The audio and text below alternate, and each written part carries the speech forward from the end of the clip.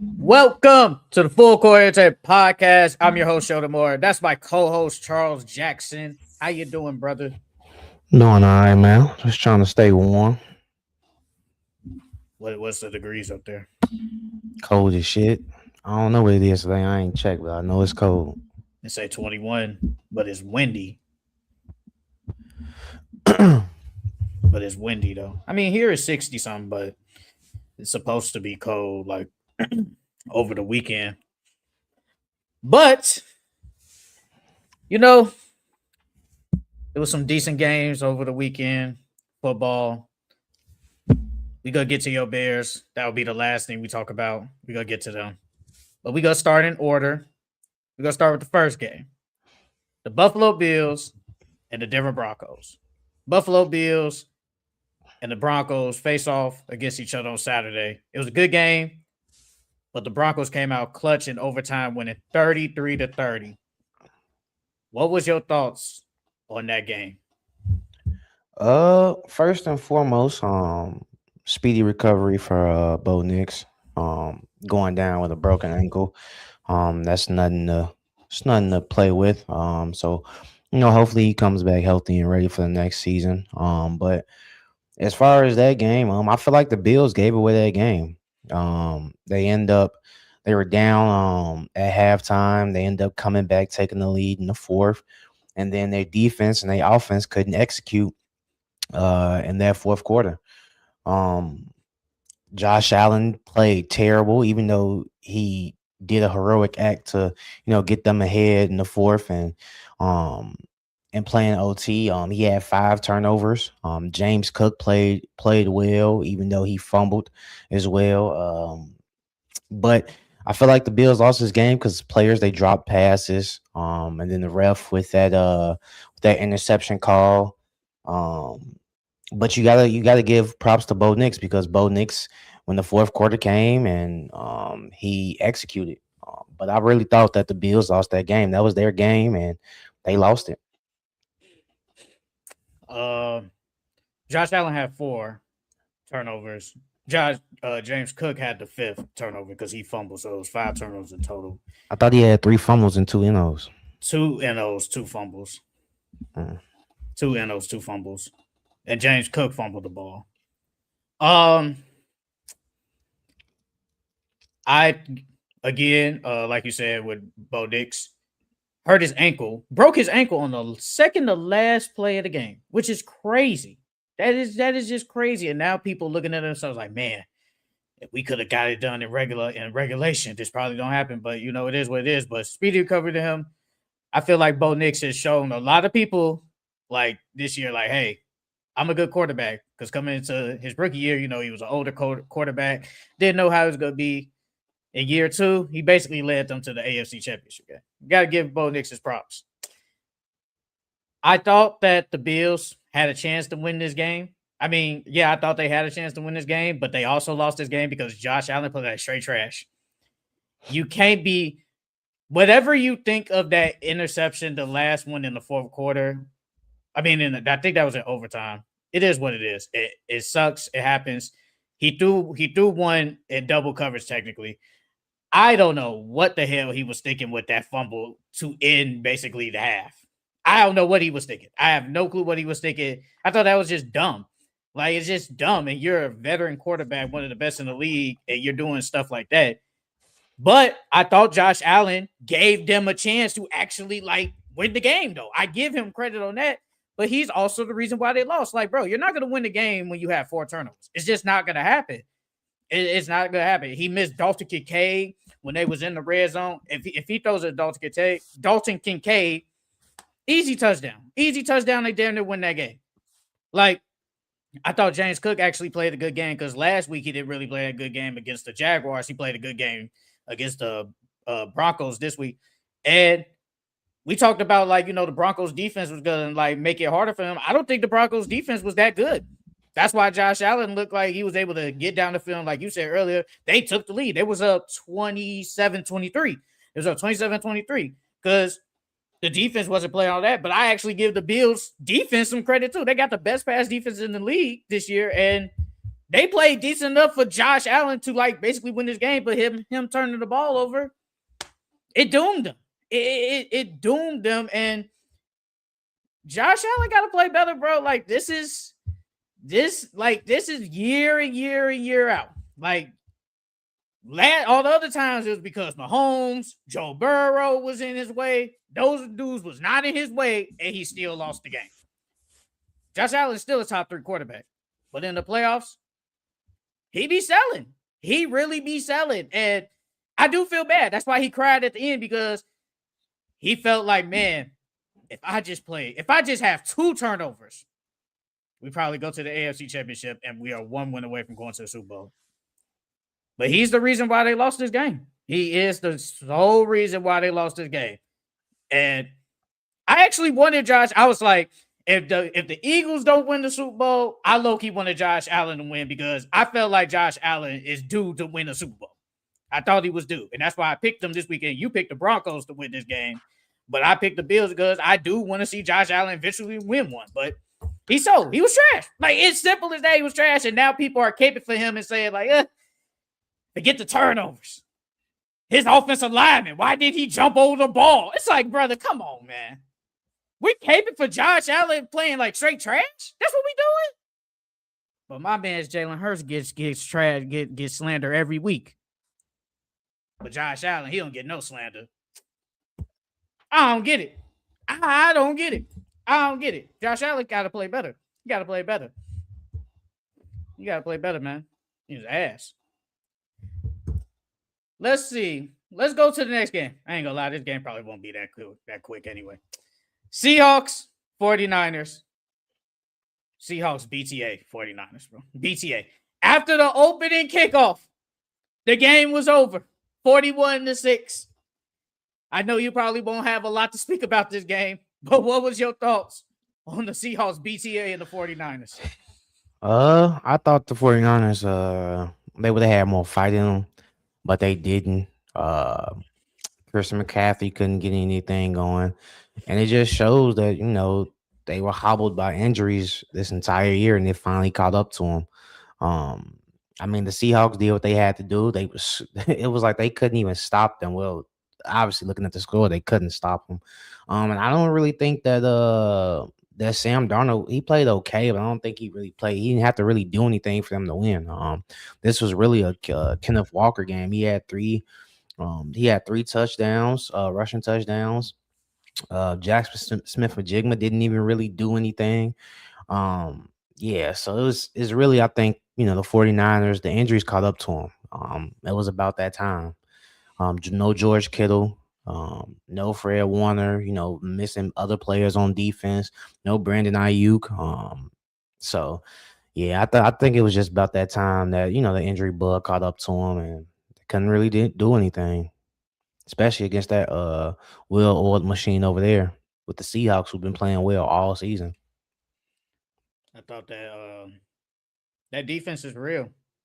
That defense is legit real, and I ain't gonna lie, I kind of stopped watching after like close to like some time in the third quarter, because it's like, bro, it's over with. And like you said, Sam Darnold didn't have to do nothing. Plus, he was already on the oblique injury. He already had that. But it's like, don't gotta do anything. He didn't have to play like overly great, because the defense was amazing. Brock Purdy, I mean, it is what it is. Like, he played bad, but it's like, bro, at some point, what can you do? Christian McCaffrey, he didn't play that good. Jake Tonges was the leading receiver. Like you said, the injuries caught up to them. And when you go up against a team, probably the most complete teams left in the NFL playoffs, it's just like, what else can we do? All we can do is fight for pride at this point. You can't fight for pride when you lose at 41-6. I think they said this is like, it's definitely I think this is like one of the biggest blowouts in playoffs history when division opponents go up against each other. And I think this is the lowest score ever by a division loser going up against the winning person. So they only scored 6 points. And I did think it was going to be a better game. I did thought the Seahawks were going to win because they just got the better team. I thought Sam Darnold would play decent. He didn't have to really do nothing. Kenneth Walker, like you said, led the way, and then it sucks that Zach Charbonnet tore his ACL. They always had that 1-2 punch all year. Now Kenneth Walker though, now he can get all his touchdowns again. But I feel like it just sucks with the 49ers, but I give the Seahawks credit. I mean the 49ers credit. Nobody had them going at least to the divisional round. Everybody did think the Eagles was going to beat them. Eagles lose. And then just to make it this far, especially they had injuries all year, and just the fact that they had 12 wins shows the fact that Kyle Shanahan is just a really great coach. So I give them credit. I give them credit for making this far, but the injuries definitely just caught up to them. And, Seahawks move on. This one hurts. This game hurts. I'm a CJ Stroud believer to an extent. The Texans lose against the Patriots, 16-28. CJ Stroud had 4 turnovers. CJ Stroud did not play good. I don't think Drake May played that good either. But the Patriots get the W. What was your thought on the CJ Stroud masterclass game? Yeah, just like you said, CJ played terrible. And what's crazy is even though he played terrible, they still had a chance to win that game. I think if he didn't turn the ball over and he just, did what he had to do, I think that they could have won that game. It's crazy because the one viral clip that they keep showing is how he missed one of his pass catchers, and they talking about dude almost tore his ACL trying to catch that ball. But yeah, they couldn't get their run game going, so it forced them to throw all game. But it's crazy that they wasted that really good defense. But shout out to Drake May. I didn't think that Drake May was gonna take his team that far, but he's proved me wrong time and time again. And part of me doesn't even want to pick them for the next game because if I feel like I do, they gonna lose. But Drake May, he protected the ball. That was the most important thing about this game. He protected the ball. Ramondre Stevenson ran good. Booty played well. 3 for 75. Stephon Diggs had an okay game. So that Patriots defense is really good as well. Christian Gonzalez, he came back for that game. So that helped them out a lot.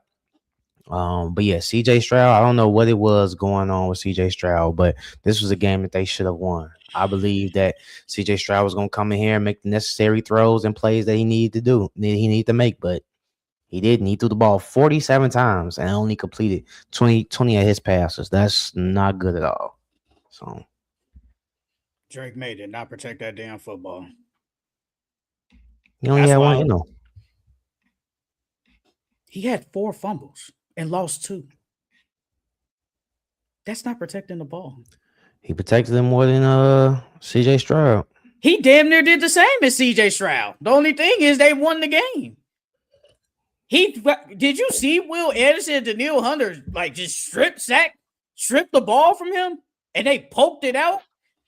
Drake May was overly fumbling that ball. His protection was bad. Will Campbell couldn't. He was letting Will Anderson. Now Will Anderson, a different story. That's a different animal. He was letting them get by. But Drake May, I don't think Drake May played that great. If we're being honest, I thought he played good enough because CJ Stroud didn't play good enough. But with Drake May, you can't be having 4 fumbles. If this is against a better team, that could be costly. That could really be costly. And with CJ Stroud, actually, real quick, if you was DeMeco Ryans, would you have made the hard decision to bench them at half? Would you have done it after seeing it? No, because I feel like they still had a chance to win. So I wouldn't have done it. Yeah, I don't think so. I don't know if I bench him. I just because it's he's regressed.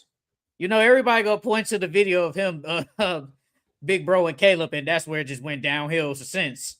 Ever since he Big Bro Caleb after Sunday Night Football last year, that's when it just ended. But I wouldn't have benched him, but he played bad.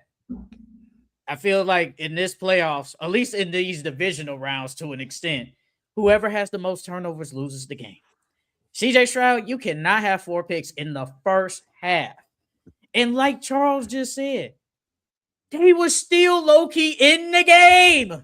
They were only down 11 points at half after 4 picks. They said after those 4 picks, they never gave up no points either.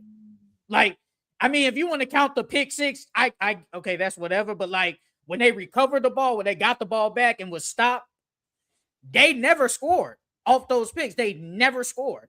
So that tells you that defense was playing so great that look, all you got to do is play decent. Let us handle this. And then I felt like after so many times with good field position by the Pats, the defense could only do so much. And CJ Stroud, you play like straight trash. I don't know what it is with you. You've been regressing since your rookie year. Like your rookie year, you was amazing. But since your sophomore year, you get it. I know sophomore slump, whatever. But then your third year, you gotten worse. Like you had 4 turnovers against the Steelers, and then you had 4 turnovers against the Patriots. At one point, you were considered like at least a top 15 quarterback in the league. Now people are talking about should the Texans even resign him? Should they even think about moving on from him? We talked about it like a couple of weeks ago how Bryce Young don't deserve an extension. We would just pick up the 5th-year option. Now it's like, we just pick up the 5th-year option with CJ Stroud because he's playing bad. You got to play better. You got to play better. And I like CJ Stroud. I think he's a pretty good dude, a pretty decent quarterback, but you've been bad. You've been garbage, and you got to play better. Like the run game could get, bro. Woody Marks rushed the ball 14 times for 7. Like, come on now. What are we doing with that? Like, we can't do nothing with that. But Drake May, I thought he played okay-ish, but he didn't play that great. He had 4 fumbles, lost 2.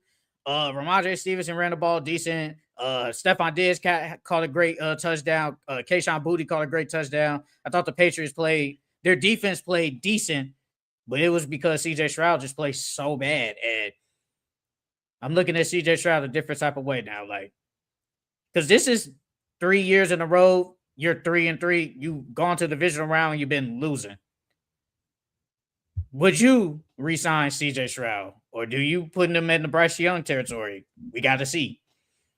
I'm putting him in the Bryce Young territory. I think the last couple of years, he hasn't played too well. I don't know if that has something to do because when Tank Dell was there, he was playing really good. And then let's not forget, Nico went out to this game. So I would just pick up the option. Tank Dell comes back next year. Hopefully they can get some more pieces in the draft. And then like I said, I'll just pick up that option, see how he does next year, and then just move on from there. They need O-line. O-line is bad. I think it's all mental though. I think he just looks so nervous out there. He looks nervous and tennis, and it's like, bro, you better than this. We thought like, they got a great defense, and we like, man, CJ Stroud just played decent. You said it last week. It's crazy because you was like, man, as long as he don't turn the ball over, do nothing dumb, they got a chance to win. What the hell he do? 2 days later, turn the damn ball over and do some dumb shit. It's like, come on, bro. Like, you let the city of Houston down, man. You let the city of Houston down with this, man. I mean, I hope he can recover from this. I hope he have a bounce back year in year 4. But man, you play like straight dookie, play like ass.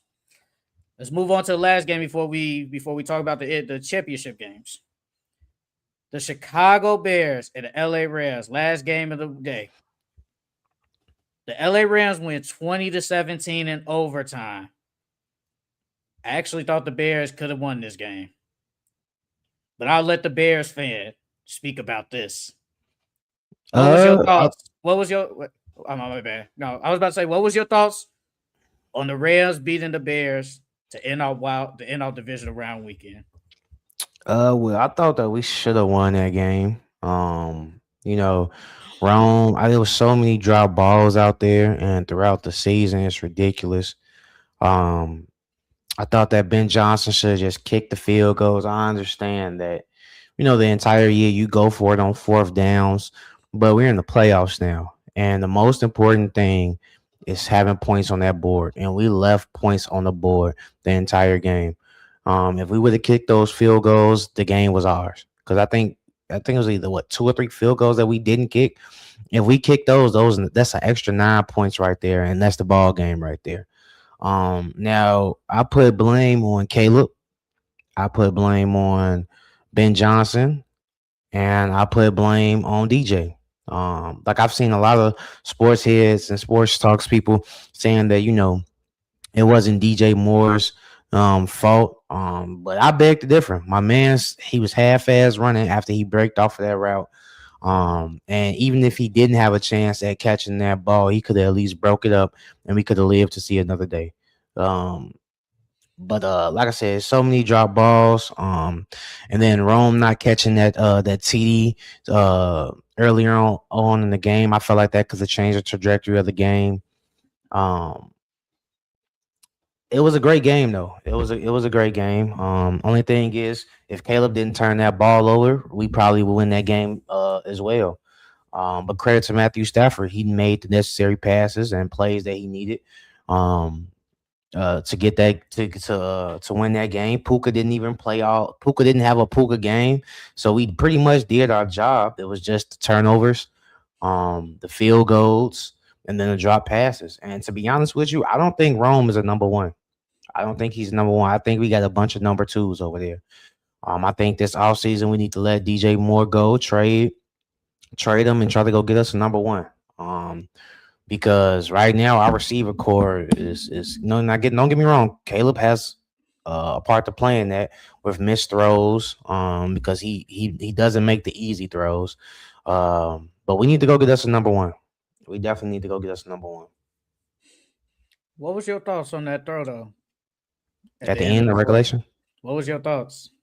Like what I was thought you he was feeling? sacked. I'm not gonna lie. I thought he was sacked at first. I was sitting there watching the game, and then once he dropped back, I said, "Oh my god, we lost." And then he threw it, and then what was it, Cole Kmet, I think. Yeah, it's cold commit.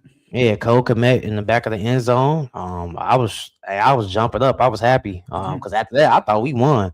I ain't gonna lie to you. I'm like, yeah, we finna go into OT. We finna get the ball, and we finna score in this game. I'm not a big fan of an OT kicking the. If you win the toss, I want the ball first, because not only was Caleb hot Mm, and he made them and he was hot to end the uh, fourth in that comeback, but now you give him the ball and start an OT, he could have potentially got that touchdown, and then our defense was playing good. If we would have got and then we got that stop, that's ball game. But yeah, that was an amazing throw in my opinion.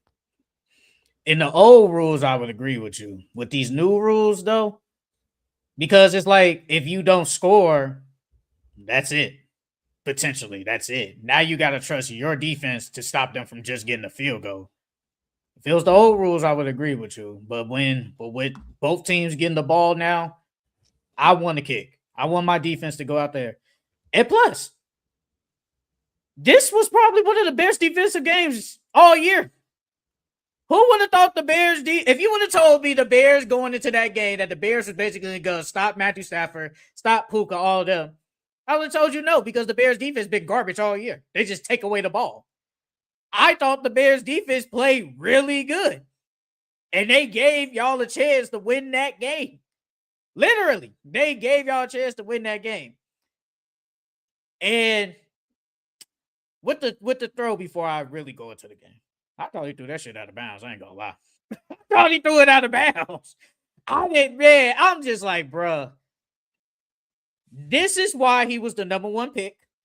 This is why when he was at Oklahoma and at USC, he got the traits of, say, a Patrick Mahomes, because he makes plays like that, running around, running. It looks like he throws better when he's on the run. It's crazy, but it looks like he throws better on the run instead of just sitting in the pocket. I thought he threw it out of bounds. I'm like, oh my god, he not throwing out of bounds there. Cole Kmet called it. People gonna say, oh, it was a push out. I don't care, because I'm trying to figure out why did y'all what happened to the other safety right there? Y'all could have doubled him. Y'all could have doubled Cole Kmet. But Cole Kmet called an amazing catch. Caleb Williams made an amazing throw. I blame this game on Ben Johnson, because going for it on too many fourth downs. I know that's your game, bro. I get it. But then sometimes, like Charles just said, take the points, brother. It's okay to take the points. And it's so funny how you do all this fourth quarter fourth down stuff, but then the minute you have a chance to win the game, go for two, you didn't want to do it at the end of the game. Why you ain't go for two? You've been doing on fourth down all the time, this whole game. Why you ain't just go for the win? But according to him, he said, and I want to ask you that too. According to him, he said, we really wasn't really that successful on like fourth down and in like the red zone and stuff.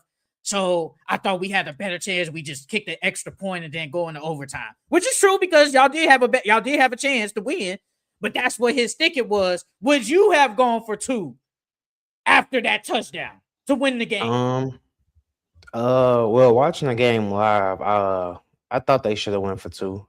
But I'm not mad that they didn't because I definitely understand where you're coming from. They was getting stopped in the red zone. They wasn't converting on fourth down. So it was one of them things. If they would have went for it and then they would have got stuffed again, then that would have been ball game. So you kick the extra point, and then you go into OT, and Caleb has been playing good. He was playing good up until that point. So it was like I'm not mad at it. Because they definitely did stuff us in the red zone basically mostly the entire game. So I'm not mad at what he did, but I thought he should have went for it anyways. It was one of those things where it was like, just live and die. You live and die. I feel like it was damn if you do, damn if you don't. Because people are critical of him for not going for two, but then if he goes for two and they'll get it, then people gonna be like, why you ain't just take the extra point? Why don't you just take the easy points? We could have gone into overtime potentially and probably could have won the game. So it was like a lose-lose situation regardless, but it's just the fact that you've been going for it on fourth down so many times, and then you decide to not go for the win. I would have went for two. It's like, at this point, it is what it is. We've already overachieved this year. We've already had a successful season, one of the best Bears season, obviously, since 2000. Probably the best Bears season since 2000. Forget that Super Bowl year. This is probably the best Bears season since 2000. Just go for it. You got nothing to lose at this point. It is what it is, but I blame Ben Johnson, Caleb Williams. The only reason I blame Caleb Williams to an extent because you had 3 turnovers. You had 3 turnovers. You can't do that. You can't be. I gotta give you the same treatment like Josh Allen and CJ Stroud. You can't be turning the ball over 3 times and expect to win the game. And I get it. We go blame DJ Moore. We got to blame somebody. It is what it is. We got to blame somebody. But yes, I do think DJ Moore should have kept running. But according to everybody, they said like it was about a route scheme. He didn't know which way to run. It is what it is. That ain't the point. When you look at the video, he slowed down and everybody critical of him. And now everybody, just like you, want to get rid of him. So I get it. Because apparently he ain't talked to nobody. He ain't talked to Caleb. He ain't talked to the media. He ain't talked to nobody since then. So it is what it is. But Caleb, you can't be turning the ball over, bro. And I think that's what kills some people about Caleb. Like, we see the highs of you, but then we see some lows. Like, where's the consistency? Like, we get great games from you and really good games, but then we see like this game with 3 turnovers. Like, you just can't do that. But I give the Bears defense all the credit in the world for basically putting Matthew Stafford in the box. Because I ain't gonna lie, I don't know if you thought the same. I thought Matthew Stafford was going to be walking y'all down left and right after that first drive. I ain't going to lie. I thought he was going to be walking y'all down because he got down to the red zone real quick. And I'm like, bro, he about to walk the Bears down. But the Bears defense played so good this game in the snow, in the cold. But, I mean, I thought the Bears played good. They played good enough to win this game. And the city wouldn't have went crazy if they would have went to the NFC Championship game. But it is the Rams going, and this is real good for the city of Chicago, man. I think the city turned. The city is turned. There's a believer now. It was the Justin Fields believers. It was all the Mitchell Trubisky believers back in the day, but now the Bears finally have a quarterback and they can believe it and a coach. So it's highs for the Bears. And a lot of people, I've seen some people say the Bears will at least go to the Super Bowl in the next 3 years. I don't think that's far-fetched to say that the Bears will go to the Super Bowl. I ain't saying win, but just go to a Super Bowl in the next 3 years. That's not far-fetched to say. We still got some upgrades. We still need some upgrades on our roster. Still need some pass rushers. Still need some. We need a number one. So our O line could get a little bit better. So we I still thought need the some O pieces. I thought the O line played good all year. You know, last year Caleb Williams, the most sacked rookie ever, then he's one of the less sacked quarterbacks in the league. I thought they played good. You are right though; they do need some pass rush. Outside of Montez Sweat, it's like who else can rush the passer? But you know what's crazy though? I thought this game y'all actually got to Matthew Stafford because y'all was pressuring him. That's like I thought pressuring him was one of the key things of why he was struggling, and it was because it's the cold. But y'all was actually pressuring him really good. But you're right though, you do need another pass rusher. Look, man, you know they said they was talking in the group chat. They talk about try to get AJ Brown from us. I mean, look, I'll take DJ Moore. He ain't our number one. You just gotta give us like a second or a third round pick though. I do DJ Moore in a second or a third for AJ Brown. I do that. I do it. But congratulations to the Bears on a real good season. They deserve this. They'll be back. They'll be back in the playoffs eventually. They might go to a Super Bowl, but let's move on to these championship games, man. Who do you have winning between the Patriots and the Broncos, and why? I got the Patriots winning this one. Seeing that the Broncos struggled against Josh Allen. I think that Drake May can give them the same problems. And the Broncos defense is good, but it's not the Houston defense. And then with no Bo Nix, I think that trying to. I mean, of course, all this week, Statham stat with what is it, Statham, Jared Stidham. Yeah, Stidham is going to be, practicing with all the receivers and things of that nature, but he doesn't have the same rapport that Bo Nix has with them. So I think that's going to be a key factor in the game. And then on top of that, I haven't really seen his game, so I don't know, how good he really is. But I think that the Patriots defense is going to affect him. And then I think that, Drake May can emulate, what Josh Allen did. And I think the Patriots are going to get this win. Jared Stidham been a backup for a minute now. So it's like, how much tape do the Patriots have on a guy that hasn't really played since I think he was with the Raiders a couple of years ago? I feel like if the Broncos defense don't step it up, because like you said, they didn't play that good really against Josh Allen and the Bills.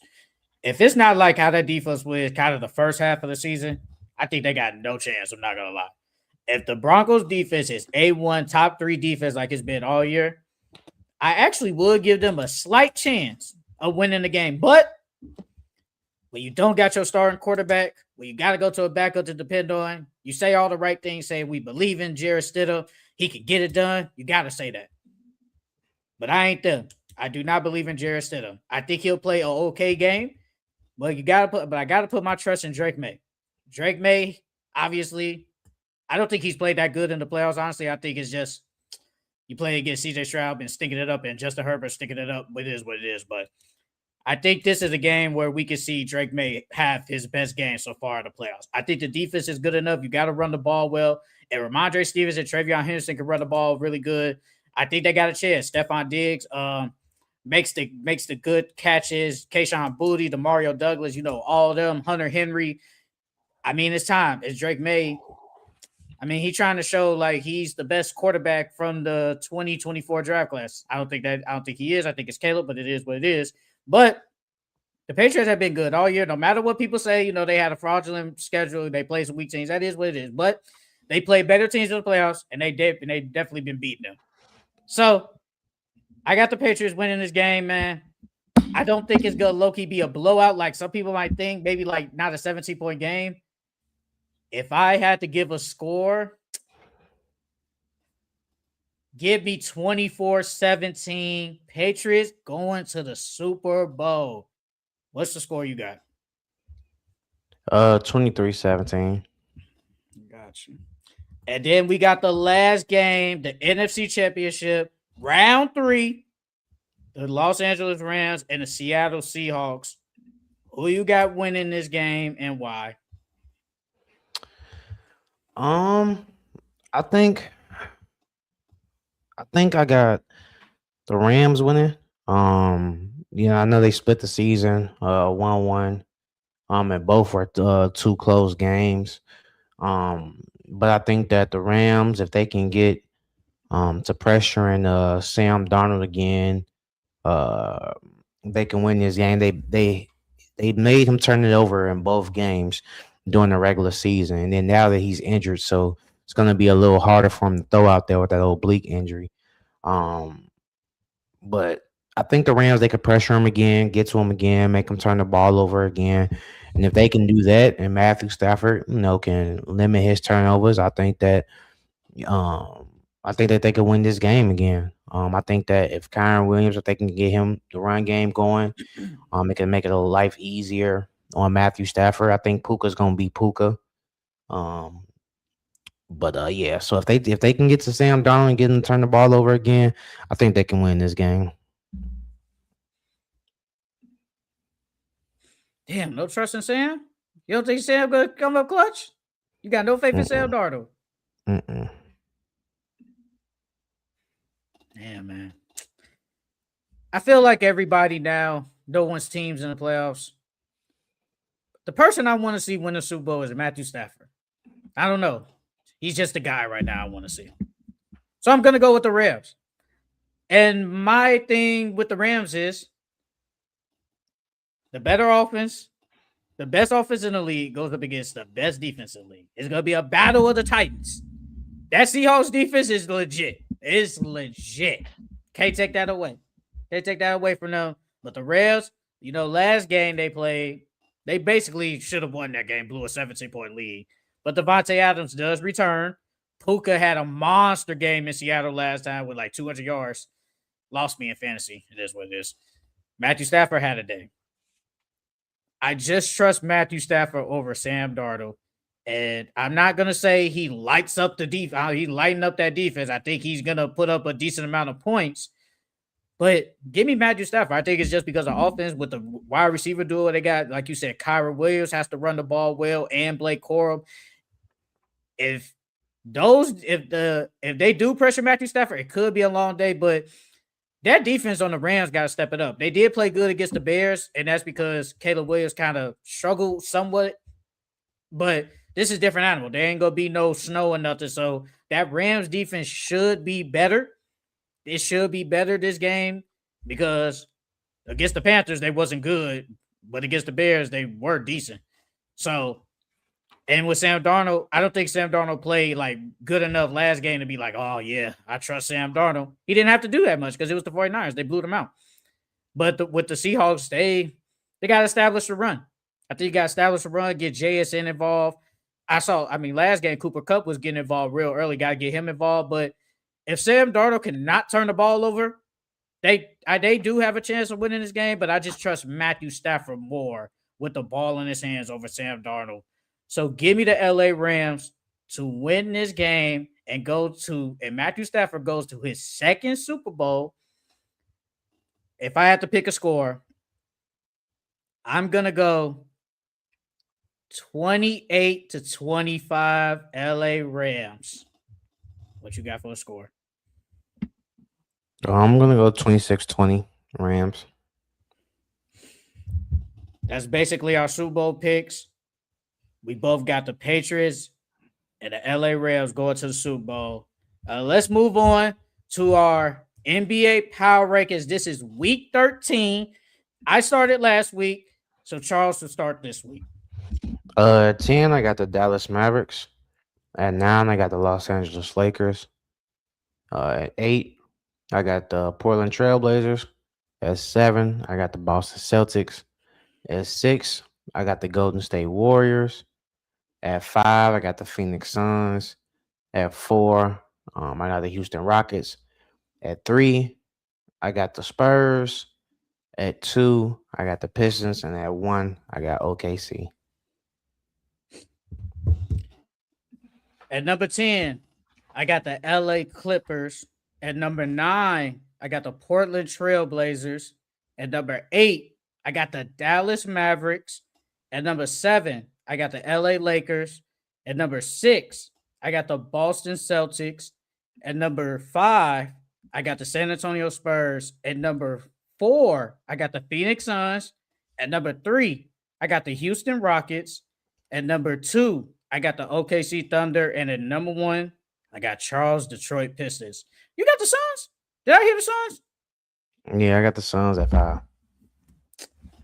Bruh, the Suns been hooping. The Suns been hooping. But low key though, your Mavs definitely deserve to be on here, bro. They been whooping some ass. I ain't gonna lie. They been killing. Damn near 40 piece in the Knicks. We gonna get to the Knicks like later on. But I thought the Mavs definitely deserved to be on here. You know, they beat the Knicks. You BTA the Jazz. You did BTA the Jazz again, but I think it's the fact that they've been blowing out the teams, and it's like you got to put them on here. You got to put the Dallas Mavericks on here, and I think they deserve to be on here. And the same with the Blazers. I put the Blazers at 9. Where'd you have them? I am at 8. The same thing. But what's your thoughts on your Mavericks? I know that's been somewhat of your team this year. You know, Kyrie ain't been there, but how you been liking what the Mavericks been doing the last week or so? I thought they played well last week. I think we still need to string together some wins so that Kyrie can at least think about coming back. I mean, because right now they're 12th in the West, and they can still get that plan. And then I think AD is supposed to be out for what? I think 4 to 8 weeks. I believe so it's like another month or two. So if we can, string together some wins and encourage Kyrie to come back, and then we get Kyrie back, I think we could put together some more wins. And then, by the time AD comes back, we should be ready for the plan. But I like how they've been playing so far. I like how Coop's been playing so far. He looks way more comfortable than what he did to start the season with the ball in his hands. I still think he needs to improve on some things, but they've been playing good. Clay had a resurgence this last week. He's been shooting the ball really well of late. So I like how they've been playing so far. Yeah, I like what the Mavs been doing. Mavs been taking care of business. Like that Knicks win, and the thing is, the Mavericks are shorthanded. No AD, obviously, no Kyrie. Damn, God forbid, in and out the lineup. No Derek Lively. Honestly, I don't even know who their big is. If we're being honest, I honestly don't even know what big they're playing. Like that's getting legit minutes. I really don't know, but they're still out there playing. I don't think he's a rookie. I think he got drafted last year. I can't even pronounce bro name. Cius or something like that. And then Jeremiah Robinson Earl. Ugh. The White Pal's been playing center. So that ain't it either. It's Musasa Cius, like you said, Musasa, something like that. I don't know. They playing some scrubs out there. They're playing some scrubs out there at center, but they taking care of business. Yo, Black Roden. Yo, what's up? What's up, guy? What's up, my guy? What's up? What's up? What's up? How's life? How's life? The Spurs. The Spurs. I had them at 5. Where did you have them at? 3. Damn, at 3? Mm-hmm. Over the Rockets? Yeah. You don't think the Rockets been playing better than them? Honestly, not for real. No, I think the Spurs have been playing a little bit better. The Rockets just got on this win streak. They just strung together some wins. I think the Spurs have been playing a little bit better than them. Rockets, they hold on. Rockets, they beat the Spurs. They did beat the Pelicans. You did beat the Timberwolves, but no, Ant didn't play that game. And then they did lose to they got blown out by the Thunder. And then the Spurs, they faced the Rockets, obviously. They beat the Jazz, whatever. You beat the Timberwolves. and you beat the Bucks. You beat the Bucks. That game, I think that was the Ant game, the Ant 55 game. That was a real good. That was a real good win by the Spurs because I got the Spurs at 5. That was a real good win by the Spurs. I don't know. I thought the Rockets just been playing a little bit better than them, and that's why I had the Suns on here too. Like, you beat the Sixers, and you did lose to the Pistons. I don't think Devin Booker played that game. Devin Booker did not play that game. I don't know what injury he had. I forgot. But they only lost by 3 with no Devin Booker. You did basically beat the Knicks. Bro. Okay, bro. Okay. You beat the Knicks. You beat the Nets. And then you beat the Sixers. So I was like, yeah, I got to put the Suns somewhere up here. They got to be up here. And where did you have the Lakers on here? Yeah, I had the Lakers at 9. I had the Lakers at 7. I mean, losing to the Hornets, that's a bad. Yeah, that was a really bad loss. That was a bad loss, bro. Like, LaMelo, 9 threes, 30 points. They didn't come out with no energy that game. I felt like they didn't come out with no energy. And I get it, the Hornets, that's your team. They got like a good, decent offense, but to give up 135 points to them, like, everybody went on. Miles Bridges with 25, Brandon Miller 26, LaMelo Ball with 30, Con Knipple had 19. And it's like, where's the defense? But I put them on here because, they were down by the Nuggets, come back, win the game, and then you did beat the Raptors. You basically blow out the Raptors. Somewhat of a full, healthy Raptors. They had their best players besides RJ, really. So that's why I was like, yeah, I gotta put them somewhere in there. I just don't know where. But I thought the Lakers played decent halfway. Now that I think about it, I probably would put the Mavericks above the Lakers now, maybe even above the Celtics. I don't think the Celtics had that decent of a schedule like that either, but I did put them in there because they still are second in the West. You lost to the Pistons, you beat the Pacers, you did beat the Hawks, you did beat the Heat. So I was like, I gotta put them in there. You got the Warriors in yours? Hell no. Not when you getting BTA by the Raptors. No. Hell no. I mean, they just lost Jimmy. BTA though? I mean, they was deflated after they didn't lose Jimmy. BTA though? Like, but they beat the fact that they got whooped. I give you that. That was a great win. Great win. They beat the Hornets. They beat the Heat. I mean, all they lost to was the Raptors. So, nah, I can't. 145 points in regulation? Nah, bro. Nah, I'm like, if they didn't get BTA, if it was somewhat of a close game, I probably would have put them in there because, like you said, they was on a 3-game winning streak. But it's just like, yeah, I can't put y'all in there. Hold on. Francisco Shutter looks like the speed face meme sometimes. Brother. I mean, if I'm like Speed, I should be a millionaire. I can get away with somebody can give me some bread. Francisco, Hornets low-key looking like the Spurs last year. The pieces are there. Trey LaMelo for a consistent point guard, and it's a 40-win team. What do you mean by consistent point guard? What do you mean by that? That's somebody that's available. But like, when you say consistent, it's like what point guard? Like, what consistent point guard? Like, let's just hypothetically say they had a Fred VanVleet or something. Are they winning 40 games? I don't think so. No. So that's on like what consistent point guard? Whoa.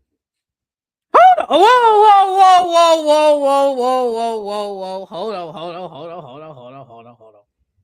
Sheldon, I see your Jaylen Brown slander talking about JB wouldn't be starting All-Star without him. JB is clearly better than him, averaging 30, shooting 50 from the field, second in the West with AS.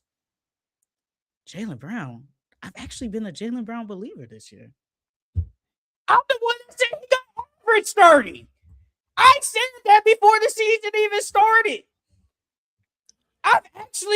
Jaylen Brown has been hooping. Do I still think he's better than Jason? Do I still think he's better than Jason Tatum? No, I don't. I truly don't believe that. Because if you asking me this, how come he ain't do this with Jason Tatum on the team? How come you gotta think about it. You gotta think about it. It's a hierarchy. If the coach believe in Jason Tatum more than Jaylen Brown, the offense is gonna be predicated to Jason Tatum, and Jason Tatum gonna get up more shots than him. So I want to go back and look at the short. Black Road, was it a recent short?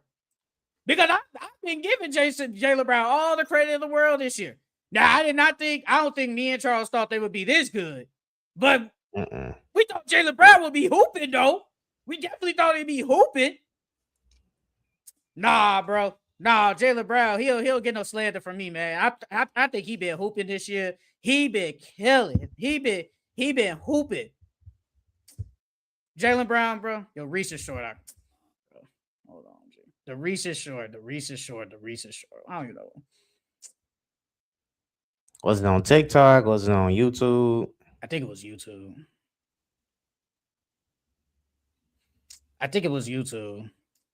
I'm trying to find it. I'm trying to see if I can find it, bro. Francisco said he think it was your blue hoodie. Bro. Speed don't even wear glasses. Bro, I gotta find. I'll find it, bro. I'll find it. Because he did say it was a recent one he commented on. Because I did see he did comment because I liked it. Brother, there ain't no Jaylen Brown slander for me. I give Jaylen Brown all the credit in the world. I want to talk about your Pistons, though, real quick. They've been hooping. Like, they've been kind of... without K, without Jaylen. Yes. They've been hooping. They've been really playing some decent basketball without, they're full. I feel like they haven't been, really, really healthy this year, but they get the job done. They really get the job done. I'll say it for the takeaway. I'll say it for the takeaway. But what's your thoughts on looking at the Pistons, the past week? Because K didn't play the other day, and they've been playing good. I think it just shows how deep this roster is. I still think we need to move on from Jaden Ivey. Maybe Marcus Sasser too, because neither one of them are really getting any tick. I liked how last game they put the ball in the Soares' hands and let him basically run point guard. I think he did a good job at playmaking and running the offense. And on top of that, with the ball in his hands, he was a little bit more aggressive. So I like that. I still think we need to go get another score. Because we winning these games without Cade and Jaylen in the regular season, but once it comes down to the playoffs, things are gonna get more condensed and tighter, and it's gonna be harder to score. And even though Duncan Robinson has been playing good to start the season, how's he gonna be in the playoffs? Is he gonna go cold in the playoffs? And if you're relying on Duncan Robinson to be our second or third leading scorer, or Jalen Duran to be our second or third leading scorer, I don't think we're going to go very far in the playoffs. So I think going after MPJ, that would be a really good move for us. You can give them Ivy because they need a point guard of the future. So you can give them Ivy and then some pieces and keep them moving from there. But I like how they've been playing. They've been stringing together some really good wins. And I think they're going to keep it up all season, to be honest with you.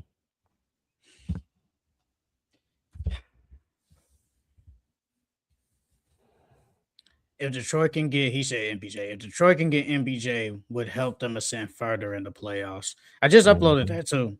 How Charles said that they should trade for MPJ, and that would help them. That would make them go farther in the playoffs. But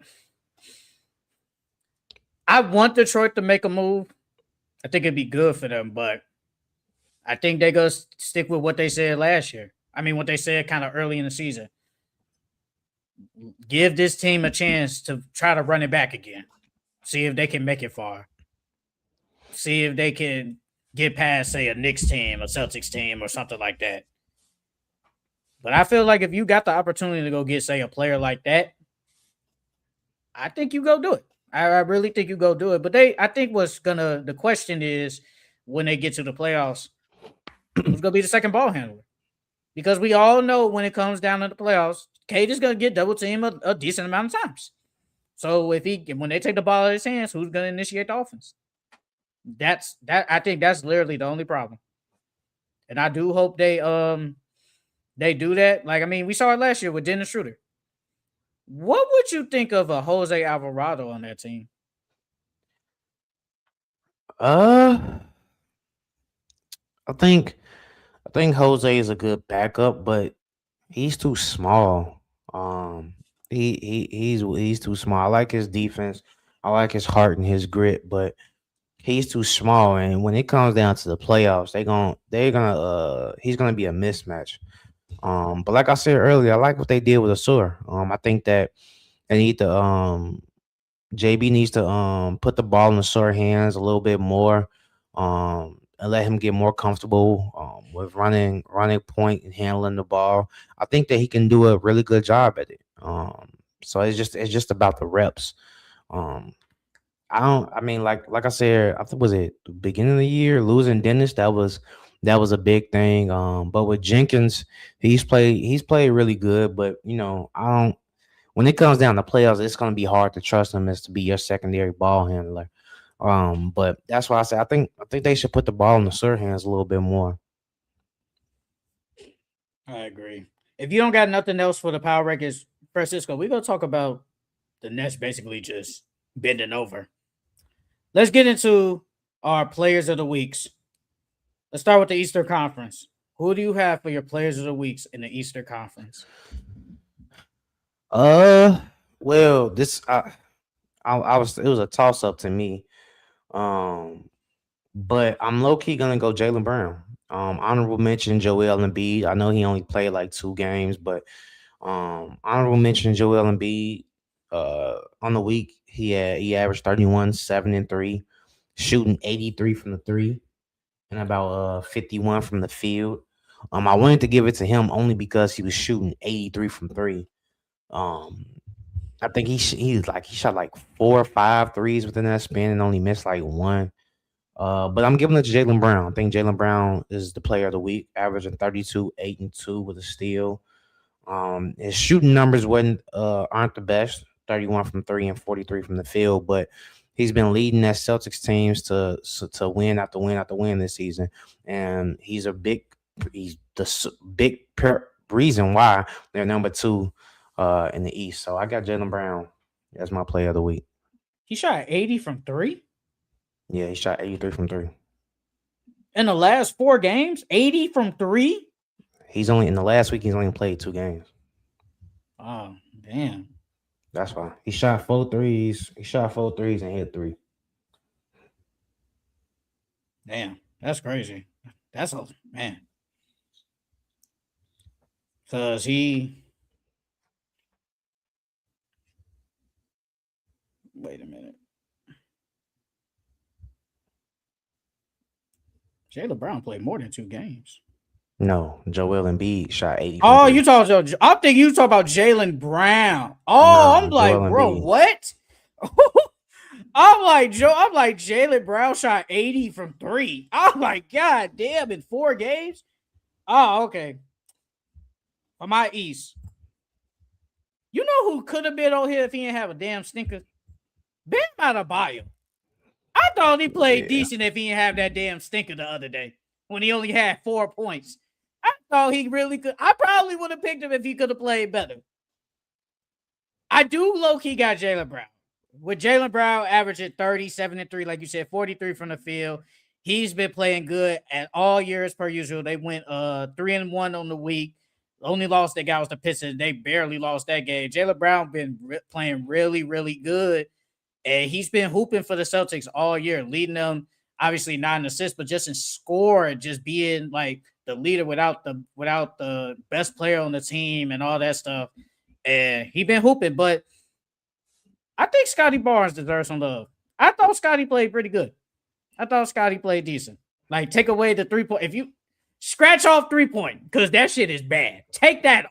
Just don't even 13%. Yeah, don't even look at that. Don't even look at that, brother. We not even looking at the three. We're not even looking at that. He shot 50 from the field. He basically gave you 23, 8, and 7. Still got the Raptors top 4 in the East. He been playing good, but like I said, take away the 3. Just don't even look at the 3. They did lose to the Raptors. I mean, they did lose to the Clippers in overtime. You lost to the Lakers. You did BTA the Warriors, but then you did basically BTA the Kings. So I'm like, he deserves to be on here. He deserves some love. I definitely wanted to pick him because I feel like Jaylen Brown's just been hooping in the East. But I got to go Jaylen Brown. Jaylen Brown definitely deserves player of the week in the Eastern Conference.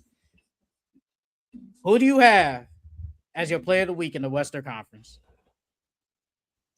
For my honorable mentions to start, for players in the West, I got Jamal Murray, averaging 28, 2 and 6, but still shooting about 50 from 3, 56 from the field.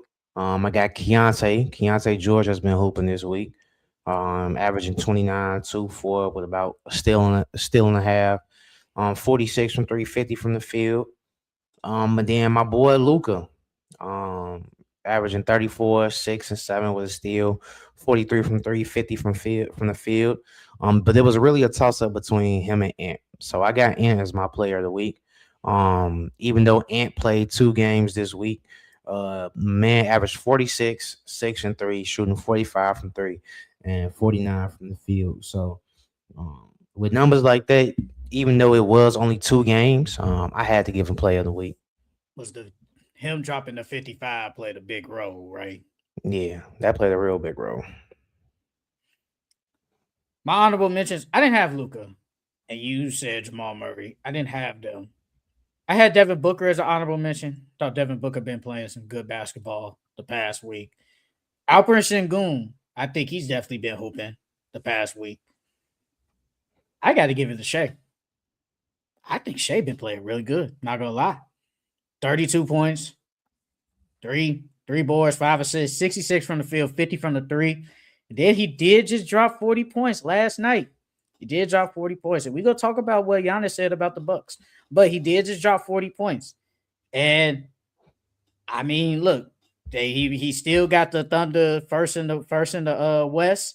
I think the last, I think 3, and it's crazy because he does average 30, obviously. But his last 4 games, he did have 20, but he had 39. Then he had 30. Then he had 40. Very efficient. I mean, it's like, what else can I say? Shooting really good from the 3-point line. 54% from the field. 63, 80.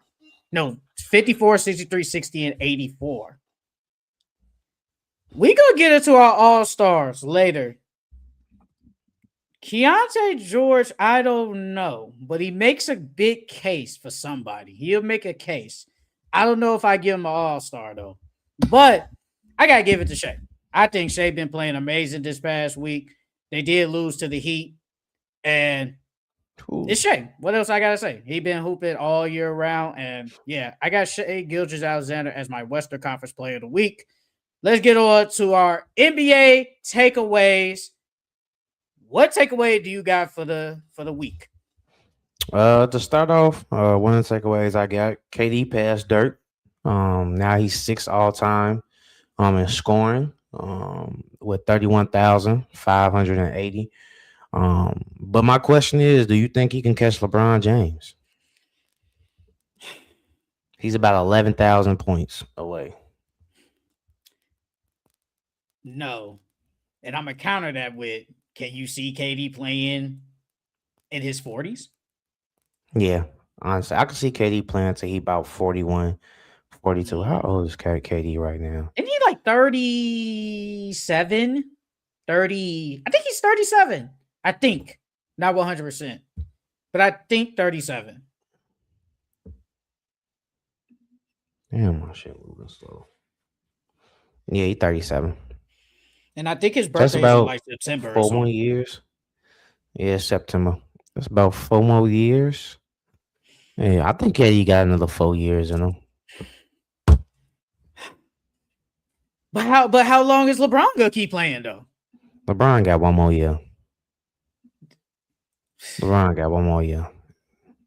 And if LeBron LeBron got not one playing more, another 2 or 3 years.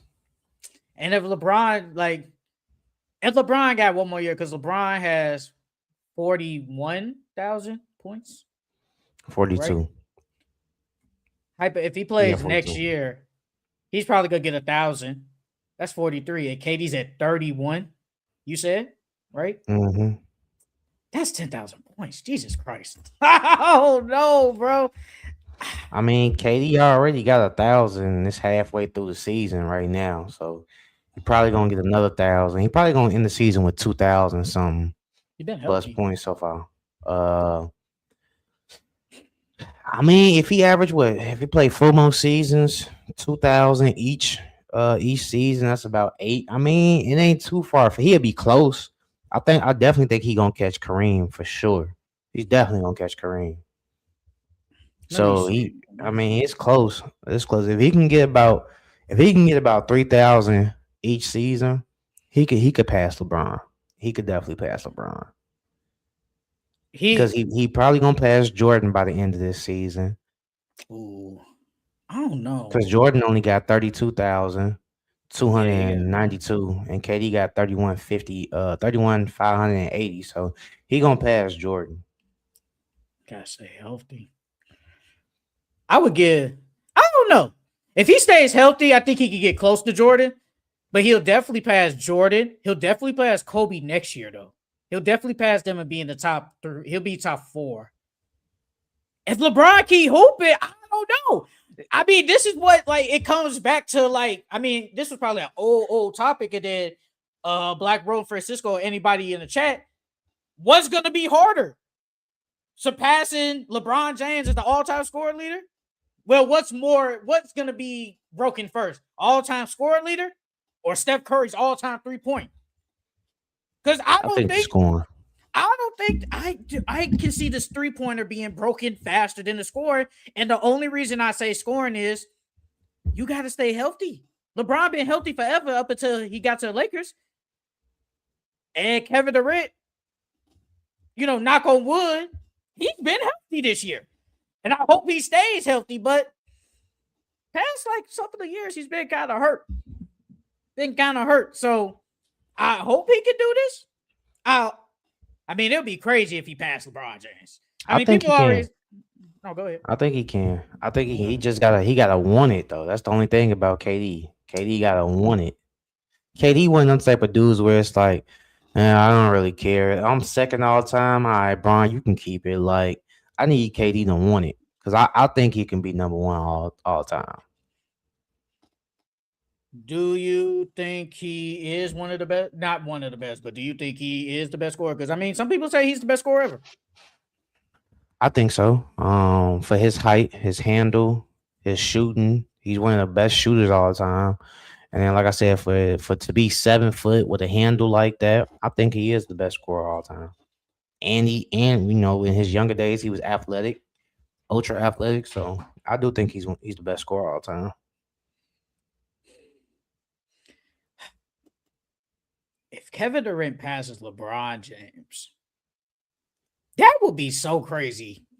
Because I honestly believe, I think that scoring record probably won't get broken no time soon. If LeBron keeps. Now, go ahead. I was gonna say, I just feel like KD needed for his legacy though, because it's always an asterisk on his legacy for the Golden State stuff and how how he's never averaged 30 points per game that much. I mean, yeah, he has 4 scoring titles, but he should have more than that. So I think that'll definitely help his legacy. I think that's one of the things that he needs for his legacy.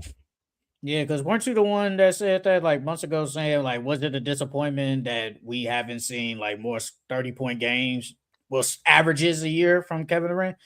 We've only seen 1, 2. If you want to count this Brooklyn year with 29.9, I guess that's technically 30. He only played 55 games that year, but that's technically only 3 years out of freaking like, what is his year for KD? He came in 07. This damn near about to be like 20 plus. So we've only This year seen 17. He got 17. so 3 years. We've only seen Kevin Durant average 30 out of 17 years.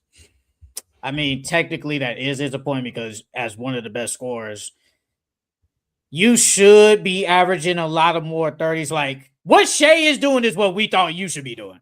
Yep. Like getting 30s back to back to back. That's what we think you should be doing. But we seen like the 32s, the 25s, the 28s, the 25s. But that is also, going over there to Golden State, that played a part. Like, what if he stayed in OKC, though? Instead of going to Golden State, would we have seen more 30-point averages if he stayed there for, say, 3 more years? We probably would have. Maybe. I don't know. But I mean, shit, he only averaged 30 twice with OKC. So, I mean, he probably would have been close. But, I don't know. I don't think he would have got them 30s, though, still. I don't know if I can say he gonna be breaking that LeBron record. I think that's damn near that's gonna be untouchable, bro. But if KD can get me close to, I say around this 20, I say 26 a game, and is healthy, playing 60 plus games, maybe 70 a game, up into his 40s, he might. Bro, ain't nobody breaking that Steph Curry record, bro. Nobody breaking. No, well, oh no, because of how it's played. 4,000 threes. I mean, what's more likely? We see another. I'm not gonna say Steph Curry. I'm not gonna like Steph Curry is 1-1. But what's more likely? Seeing of longevity LeBron James or an incredible 3-point shooter? I'm saying an incredible 3-point shooter.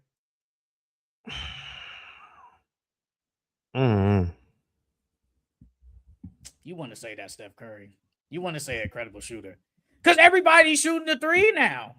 Everybody but I feel like it's more key. You gotta think these kids coming out now, they low key built like KD. They all tall, lanky, slender. And on top of that, with like you still have to be efficient. We forgetting that Steph Curry is very efficient from the 3.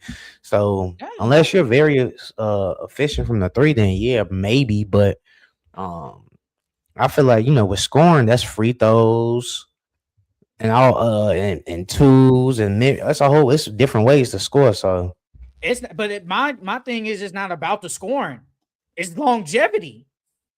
That's why I was like, what more likely will we see an incredible 3-point shooter or longevity LeBron James, a guy that's literally going to play probably 60, 70 games every year, but averaging close to like 26 points per game. How often is that? Especially now with low management and with more injuries. Like, bro, not you, but I'm just saying, like, LeBron was never really hurt like that. He only got hurt when he got to LA.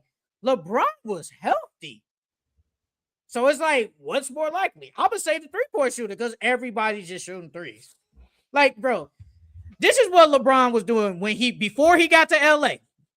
79 games, 80, 79, 78, 75, 81, 76, 79, 62, 76, 77, 69, 76, 74, 82. Then as soon as he got to LA, he could be 55, 67, 45, 56, 55, 70. Then he played 70 again. LeBron was healthy. I don't know. And then they want low management back in the game. So it's like, if I want to hoop forever, I want to hoop. That's a good question, though. That is a very good question, though. I think KD gonna catch him, G. I think KD gonna do it. If KD want to solidify his legacy, he gotta do it. He has, because like you said, KD gonna catch Kobe by next year. Then the following year, he gonna catch Karl Malone and maybe Kareem. Maybe he ain't catching them next year. No, not talking about the year after that. Oh, okay. The year after next year. I got you. Yeah. I'm about to say, because I think Karl Malone has like 36,000 points. Because Yeah, Karl Malone got 36. Then Kareem got 38. Then LeBron is just keep climbing, so we don't even know where he's gonna stop at. But like they just said, LeBron has 45,000 points in total. I really think nobody breaking that. What Like you that's mean? He just got 45 in total. with playoffs and regular season. Oh, I don't think no one's breaking that. I'm not gonna lie. so far LeBron only scored 500 points this season. Yeah, that's So because he been hurt. he been out. Yeah, he been injured. So next year, I mean, he probably get around 1,500 if he stays healthy the entire year. I think KD can do it as long as if KD can get you about 3,000 each year, he can do it because he already at 1,000 right now, and it's not even halfway through the season yet. He gotta stay healthy. If he can stay healthy, slight chance. It's a slight chance. Let's read these chats. Let's see. Steph Curry, 3 pointers, left my ass off. 0 question. Just a math thing. A player like Con Knipple with a 15-year career can do it. Con Knipple? I don't know if he breaking Steph Curry shit. I ain't gonna cap. I ain't gonna lie. I think he could get somewhat close. I ain't gonna go that far and say he can do it. LeBron record needs to be literally a perfect career. That's what I'm saying. You gotta be healthy. It's longevity. Bro. CJ, man, KD can't pass LeBron. Just doing the math. Let's say he does 1,700 points per season, which is so hard to maintain at 37. He needs 7 seasons to surpass LeBron if he retires next season. Hold on, bro. Do you know how many points he scored so far this season already? Already he got. Let me go back to it. He has 31, like you said, 31,580. No, I'm talking about how many points he scored so far this season.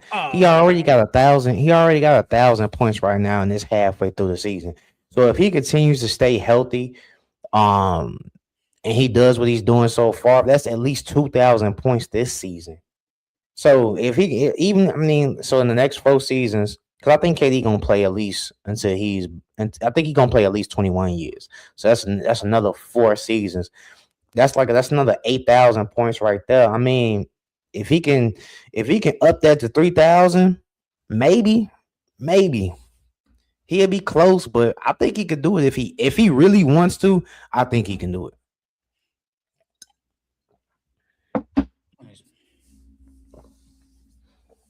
Hold on, I'm tweaking. I did the raw math. Plus, no, it's times. Times. I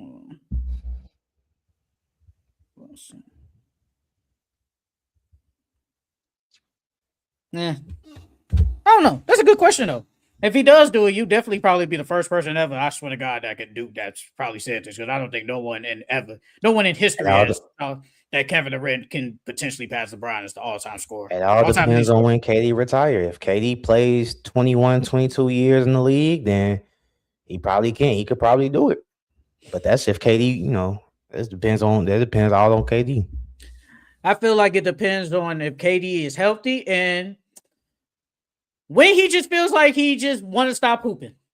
Because KD is the guy that just likes to hoop. He just likes to play.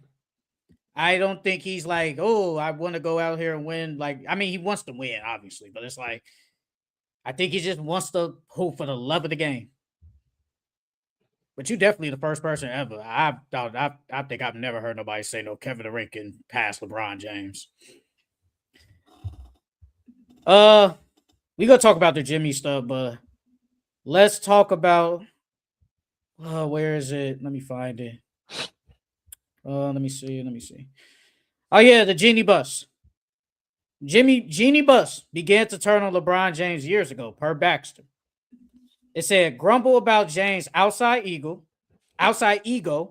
felt Clutch exerted too much control, didn't like how LeBron was considered a savior, lack of accountability over the Westbrook trade, privately mused about not giving him a contract extension and even trading him, felt LeBron was not grateful the Lakers drafted Bronny, gave him a contract extension fearing a bad PR hit. I know you saw all that yesterday. What is your thoughts on the Genie Bus comments on LeBron James? I feel like first off, I feel like it's the other way around. Jeannie is the one that's ungrateful. She should be grateful because LeBron wanted to come to LA. She didn't do anything to get him there. He decided to come there because he wanted to go there for business endeavors, and after retirement things. So if anything, she should be grateful because he's the one that got y'all a chip since he's been there. And if he didn't come, you guys were not gonna get a chip. You guys would have been boo boo for the next five. Because how long Brian been there? Brian been there since 2019. 2019, so the last 7 years. So if LeBron James did not come there, the Lakers would have been but these last 7 years, bro. We would have not been talking about the Lakers as title contenders. You wouldn't have got Luka Doncic. You wouldn't have got AD. You wouldn't have hung a banner. So if anything, you need to be grateful. And on top of that, you guys wouldn't have been able to sell the franchise for $10 billion because him winning that championship, that helped raise the value of the Los Angeles Lakers. So if anything, she should be grateful. Y'all owe that man LeBron a lot because he got y'all a chip. So I thought that she was the one that was ungrateful. I said 2019. It was 2018. He's been there for 8 years. That's the longest team he's been. This the longest team he's ever played for in his career. Because some of this stuff be true, yeah. But my thing is the things like when it said consider him a savior. He definitely did save y'all. He is. We gonna forget about them years after Kobe left. After Kobe retired, we just gonna not remember what happened. They were really bad. They still would be butt without LeBron. They were bad. And just like Charles just said, basically LeBron got you Luka. It's facts. It's just facts. He got you Anthony Davis. Without Anthony Davis, there's no Luka. He got y'all Luka Doncic. Now, I don't like he's the savior. Like, we gotta put that away. Like, and then people gonna say, well, it is the Lakers, y'all. But look, we ain't gonna forget y'all was boo-boo. Literally.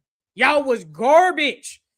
Y'all would have been rolling out there. Now, could the Lakers would have been decent with like the Brandon Ingrams, the Lonzos, the Cool, like would they? Who knows? I don't know. But y'all wasn't gonna win no championship with that group. Mm-hmm. Like that, you just wasn't. So he definitely saved y'all. Like, let's be factual. Now, I will say, could he have been grateful for the Lakers drafted Bronny? Probably. He probably could have. Because that's the least they could have did. He probably could have been grateful. Because Bronny was gonna sign with some team anyway, even if he did get undrafted. Like he was gonna sign somewhere. So it didn't matter. But it's like, hey man, we brought him on your team so you could basically be closer to your son. Come on now, look.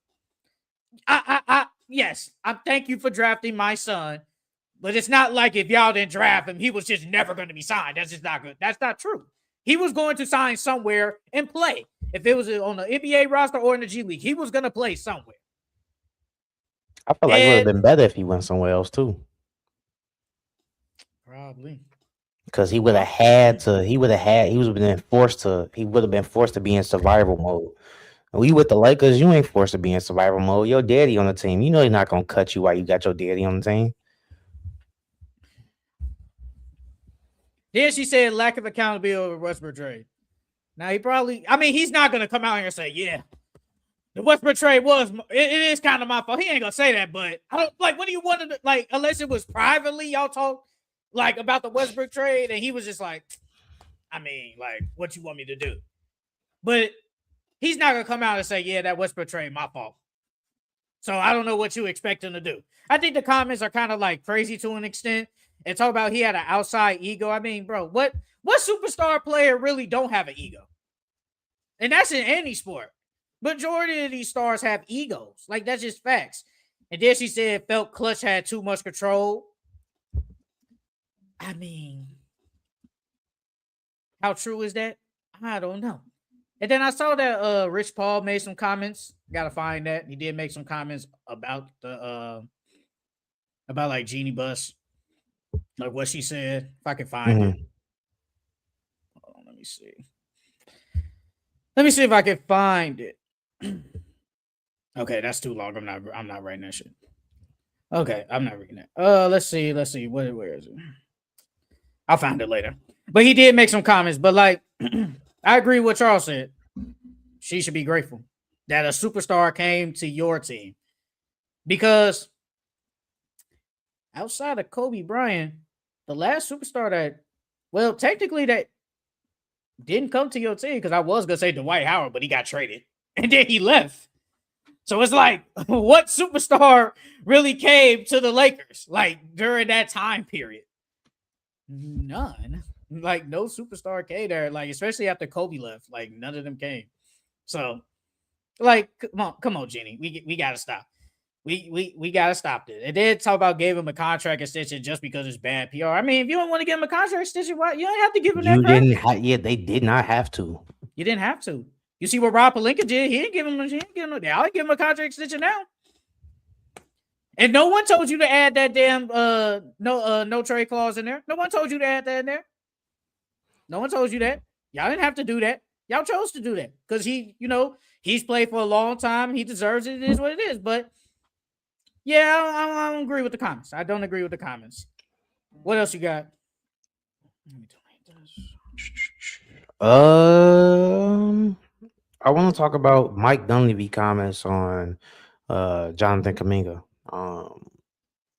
And not an interview, reporter. He told the reporters that when you make a demand, because they asked him about Kuminga's trade demand, and he told them when you make a demand, there's needs to be a demand on the market. And then he said things in this league could change in a heartbeat, so he's got to be ready. First and foremost, there's definitely a trade market on Jonathan Kuminga, because if it wasn't, why are we hearing all these reports about teams that want him? So I felt like this was just a backhanded slap, not only towards Kuminga, but to basically cover the Golden State Warriors, but because of how they've been treating him this entire season. I'm just trying to figure out what's taking them so long, because Kuminga's first game back, he dropped 20 and 5 and was 7 from 10 from the field. So I'm trying to figure out what's taking them so long. Why are they I feel like they low key trying to wait for the perfect deal for him. And I don't know if you've seen on Gil's Arena that Gil said that it was dumb for Jonathan Kuminga to go out there and play, because now he's raised his trade value and he's shown teams like, hey, I'm still this superstar. I'm still this really cold player. So now when the Warriors try to trade him, now the Warriors can be like, all right, you seen Kuminga was hooping at the 16 DMPs. You see that he still dropped 20 points. So I'm going to need you to give me this, that, and the third. They're going to ask for a king's ransom, basically. But in my eyes, I don't think that was stupid, because one, Gil knows if Gil was in that predicament, he wouldn't have went out there and did the same damn thing. He would have went out there and killed too, because you ain't played and now you're finally taking the court. You gonna kill because you miss hooping. So I just think the Warriors they doing my man's dirty, and I need them to hurry up and get him up out of there. Do you think they trying to like overprice? Yeah, Like they like yeah. they said I don't know like the trade or nothing, but they're like, hey, you give us a good player and 2 first-round picks, we'll do the trade. Yeah, no, I do think they overpricing them. I This think is the only trade asset that they have. I think they got. I do want to get it, and then we'll get into the Jimmy Butler stuff. But it's like, I feel like you might have to just take this L. Just take the L. It's okay. Y'all should have traded him in all season. Y'all chose for some reason to keep him and then extend him, just so you can have an asset. I get that part. You wanted to keep an asset instead of like. I get that part. I'm cool with that. 16 straight DMPs. It's crazy. That man does not deserve to not play. And I said it last week. I'm like, there's no way like some of these guys is better than him. Like they should not be playing over him. There's just no way. And it's like now they saying like, well, this according to Shams. Let me go to it. It says the Dallas Mavericks and the Sacramento Kings are the 2 teams with interest in Jonathan Kuminga. So apparently those are like the only 2 teams. So it's like, what is the best trade possible you can get? instead of you trying to overprice for Kaminga. Like, come on now. The Warriors, they've been doing a horrible job. And the Same with only Steve reason Kerr. why he Oh, go playing ahead. is because Jimmy is hurt, Jay. That's literally legit the only reason why he's playing. And he only, even with Jimmy being hurt, he only got 21 minutes last game. That man should be getting like 35. Come on now. Like, they doing a bogus Steve Kerr that he don't like him. They got beef or whatever. But then he tried to what they sell Gills Red. It was like, man, you can't call me JK. His Man. You got nickname, call JK. Yeah. It was like, you can't call me JK. You gotta call me what my mother called Jonathan. me. Jonathan. Like, Yeah. bro, they doing that, man. They doing him so bogus, bro. But like, let's Shit, to be continue. honest, Go ahead. I was gonna say shit. To be honest, once Steve Kerr, once he's gone, Mike Dunleavy need to go too. Cause since he's been the GM, what has he done besides get Jimmy though? He ain't done nothing for no. All he did, I said it because I made that video when the injury happened. I said all he did was basically trade Jordan Poole for Chris Paul. That's it. Ain't done nothing. And then trade for Jimmy. That's it. But yeah, so Jimmy Butler, he tore his ACL. I made a video about it literally at 3 a.m. Woke up, saw the news, so I'm like, let me make a video on it. But I want to get Charles' perspective on it, So what's your perspective on Jimmy Butler, tore his ACL and his out for season? So what's next for him, for Jimmy Butler, and just the Warriors in general? Well, first and foremost, shout out to Jimmy, and hopefully, he has a speedy recovery and he comes back the same, if not better. But credit to Jimmy, because Jimmy was still in high spirits when it happened. I don't know if you heard the audio leak on the they still had the mic on under the basket when he got hurt. But Buddy Hill tried to come over there and say something to him, and he told Buddy, he said, "Man, shut your bitch ass up, nigga." And then he was like, my knee." So I'm glad he was still in high spirits. But I think with Jimmy going down now, that's a big hit on the Warriors. I don't think that they have a shot at the chip anymore. Because they needed Jimmy to to at least try to be title contenders. It just sucks. Honestly, I feel like their season is over with now, to be honest with you. Because without Jimmy, like I said, they can't go far at all. They'll be lucky if they even make it out the first round. But depending on what they do with Kaminga, it could change things. But that Jimmy injury hurt them a lot, because I feel like they was leaning on Steph and Jimmy to take them to the promised land or close to. So now with Jimmy gone, I mean, yeah, Steph Curry is great, but I don't think he's gonna turn into the MVP Steph and carry them all the way to a chip or to a first round win or a second round win. So it hurts them a lot. Yeah, I said it already in the video. I said it hurts them. I said they're not a championship team without Jimmy Butler. And then one of the things I said, don't be shocked if they keep Jonathan Kaminga past the trade deadline, because this happened. I'm like, just don't be shocked. I will not be shocked, because now Steve Kerr looked like he said it. He didn't say it, but it's like, yeah, Jimmy Butler not here. We got to JK will be ready to play. But that man been ready to play since the start of the season. Man, if Jonathan Kaminga was like that, probably say F you. Probably say F you, bro. You been doing me bogus like that. Now you need me? I wouldn't have win the game. I'm not gonna lie to you. If that was me, I would have stayed right there on the bench. He would have called my name. I would have looked at him and wouldn't have moved. I'm not gonna lie. Hey, that's crazy. Because now you gonna play me because Jimmy hurt and you want me to save y'all ass. No, I'm not doing it.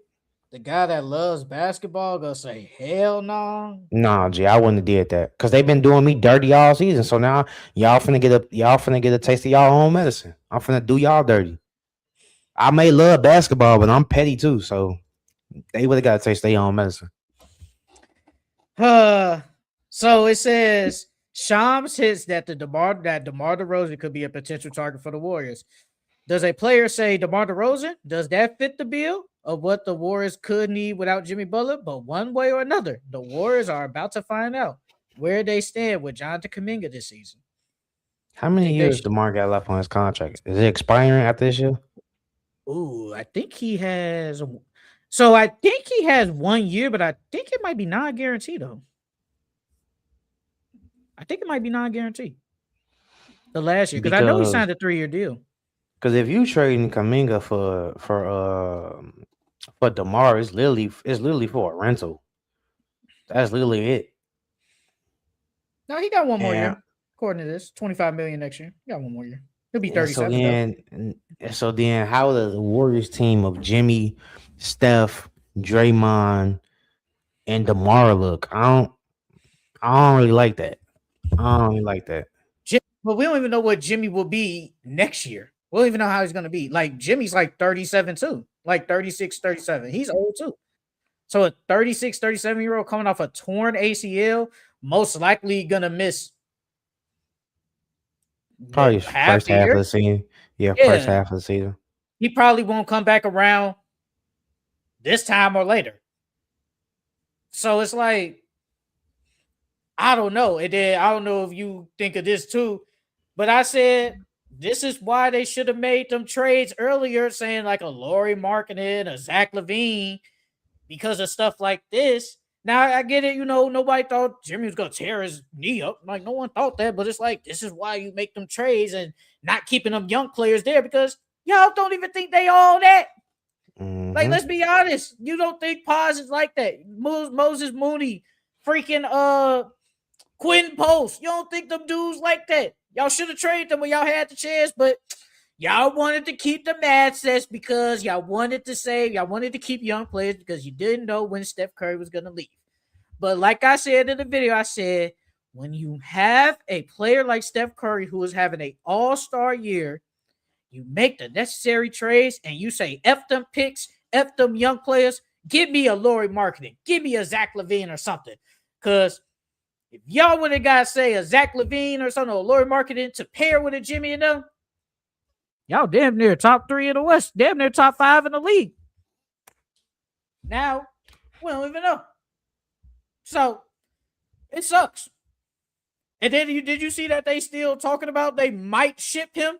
They say all options will be on the table for the Warriors before the trade deadline, including the possibility of trading Jimmy Butler to try to maximize their championship. This was after he tore his ACL. So they're still potentially trying to trade him. I don't know if that's just only on 2K, but I thought you couldn't trade players after they got hurt. You could definitely trade an injured person. And that must be only on 2K then. Yeah, probably on 2K. Yeah, you can definitely play an injured person. I mean, an injured guy. You definitely could do that. I mean, what's his name got traded last year? They traded DeAnthony Melton last year when he tore his ACL. They traded him to the Nets to get Dennis Schroeder. So you could definitely trade somebody that got hurt. I think it just doesn't happen that much because I just think people. Who gonna take somebody who hurt? Yeah, who gonna take somebody that's out for the season? Who gonna do that? Unless you like the Nets, obviously, the Nets, they just want salary and stuff like that. So they didn't mind doing it. But yeah, they're not and I was like, could they potentially fall out of the play-in now if they don't make moves? Could they fall out that play-in spot? I mean, they look decent now. I think they're 25-20. But I'm like, could they do it? Yeah, they're at number 8 right now. Yeah, they're 5 games out from Memphis, from 11 to 8. Nah, 5 games, 5.5. I mean, I believe the Mavericks can jump up to that 10 spot. But I think they can still hold off. I still think they're gonna stay in the play-in. Do you think unless they just go on some crazy ass losing streak? Do you think they'll make a move? And I'm not talking about the Kuminga. I mean, I guess trading Kuminga for, say, a good player. Like, do you think they will make the move? If they want to say they season, yeah. If not, then I think they probably wait to the off season. But if they want to say they season, yeah. Or try to salvage their season, yeah. Man, you saw Steph Curry's face. He looked like, man. He knew it was, once Jimmy went down, he knew it was a wrap. I felt bad. Now all they doing is fighting for a participation trophy now. I feel bad. Prayers up to Jimmy. Hope you feel better. Shit, prayers up to Steph. I feel bad, brother. Because they doing you bogus over there in Golden State. If you Steph, do you ask for a trade? No, I think Steph gonna end his career though. I don't think Steph gonna ask for no trade. Who said this? Was it on Gil's Arena? Or was it on the other show, the Baja? It was like, just trade Jimmy Butler for LeBron James. I mean, try to get LeBron James to go to Golden State. And I mean, They the not Lakers doing ain't that doing now. nothing. The Lakers ain't doing that now. I don't think they was doing that, period. I don't think they was doing that, period. What else stuff you got? Another takeaway I got: Brian Windhorst compared Con Knipple to Stephen Curry. He said coming up the draft there was a lot of comparisons to Con Knipple and Klay Thompson, but he said they compared the numbers of Con Knipple his rookie year to Steph, and they were identical almost. And he was saying that he think Con Knipple was more Steph Curry than he is Klay Thompson. So I wanted to ask you: do you agree or do you disagree? How Khan shooting this year in his rookie year? I don't think it's far fetched, but I'm definitely gonna disagree. I'm gonna disagree. Yeah, I was gonna say the same thing. I was like, I'm gonna disagree, but looking at his numbers and how he's been shooting, if he keep this up, it ain't too far fetched. I don't think it's that far fetched to say. Hey, Nipple been hooping. He been hooping. Bro, he has the fastest like to 100 threes ever. Like ever. The fastest to 100 threes. Like bro, hooping. The thing is, can he keep it up? Because about this year or just in general? Nah, in general, like we've seen before, guys have a good rookie year and then they fall off after that. So the thing is, Con Knipple has to keep it up. Yeah, because next year people are going to be expecting that. People are going to be he's already on the scouting report now, but next year he's going to be game planning for even more. I definitely think when it's all said and done, he'll be a top 10 3-point shooter ever, though. He'll be top 10 in threes. He'll be top 10. If he keeps it up, yeah. Yes, if he keeps it up, I think he can definitely end as I ain't going to say where. I'm going to just say top 10 3-point shooter ever. Because number 10 is Vince Carter with 2,000. He going to get more. I think he might pass Reggie because Reggie's at 25-60. I think he could pass Reggie. Man, maybe even LeBron. 2003s is a lot. Low key. That's a lot of threes. And Steph at 4,000? Or something like that? 4,200. Because when you think about it, like, I'm going to guess the average 3-point makes, take out Steph. He's different. I'm going to say the average 3-point makes is probably what, 2, 3 a game? Just probably about 2 or 3. Yeah, probably about 2 or 3. To get to 2,000 and 4,000 threes is crazy. That's a lot. And mind you, Steph Curry missed a lot of years doing this too with ankle injuries, and he still is clear of everybody. Oh, now that I think about it, we think Steph gonna play till he 40. Could Steph reach 5,000?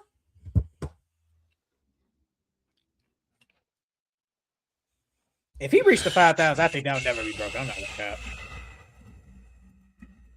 Oh, I'm gonna look up his total threes made each year. I was about to ask too. I was about to say how many did he make this year? Francisco, you think he can make 5,000 threes, Steph Curry?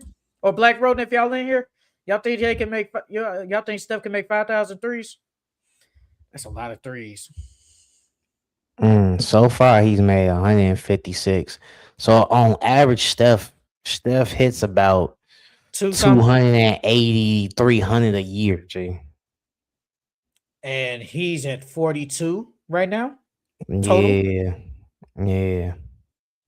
Low key, he can do it.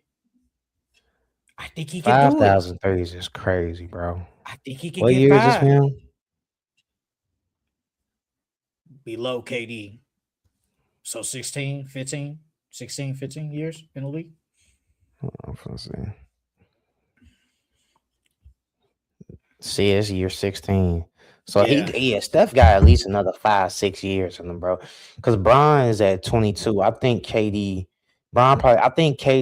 and Steph gonna do the same amount of years LeBron did. So 23, 20. Because I think Bron playing next year. So about 23 years. So that's at least another 6, 7 years if he decides to play. And he hit about 300 each year. I think he can do it. I think he can get 5,000. That's a lot of threes, bro. That's a lot of fucking threes.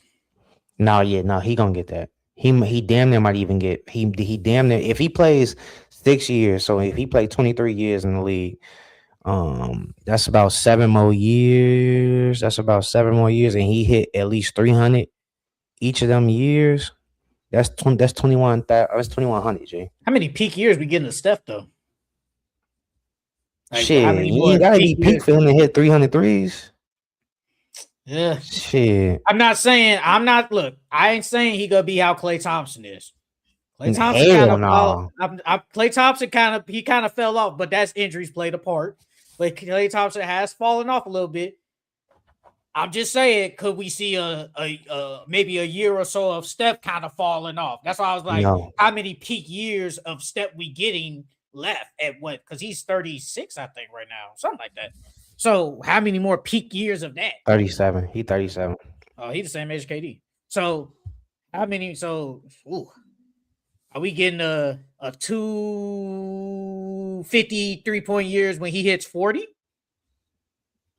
Mm-hmm. If Steph can get to 5,000, 6,000 threes, ain't nobody breaking that, dog. 6,000 is crazy. I don't know if he gets 6. I definitely think he can get 5. If he get at least 300 each year for the next 7 years, that's 6,000 right there. When's the last time he hit 3? Last year.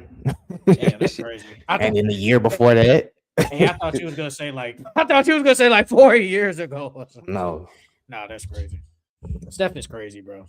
I think he'd get 5,000 though. I'm not gonna cap. I think he'd get 5,000. Let's talk about the Knicks.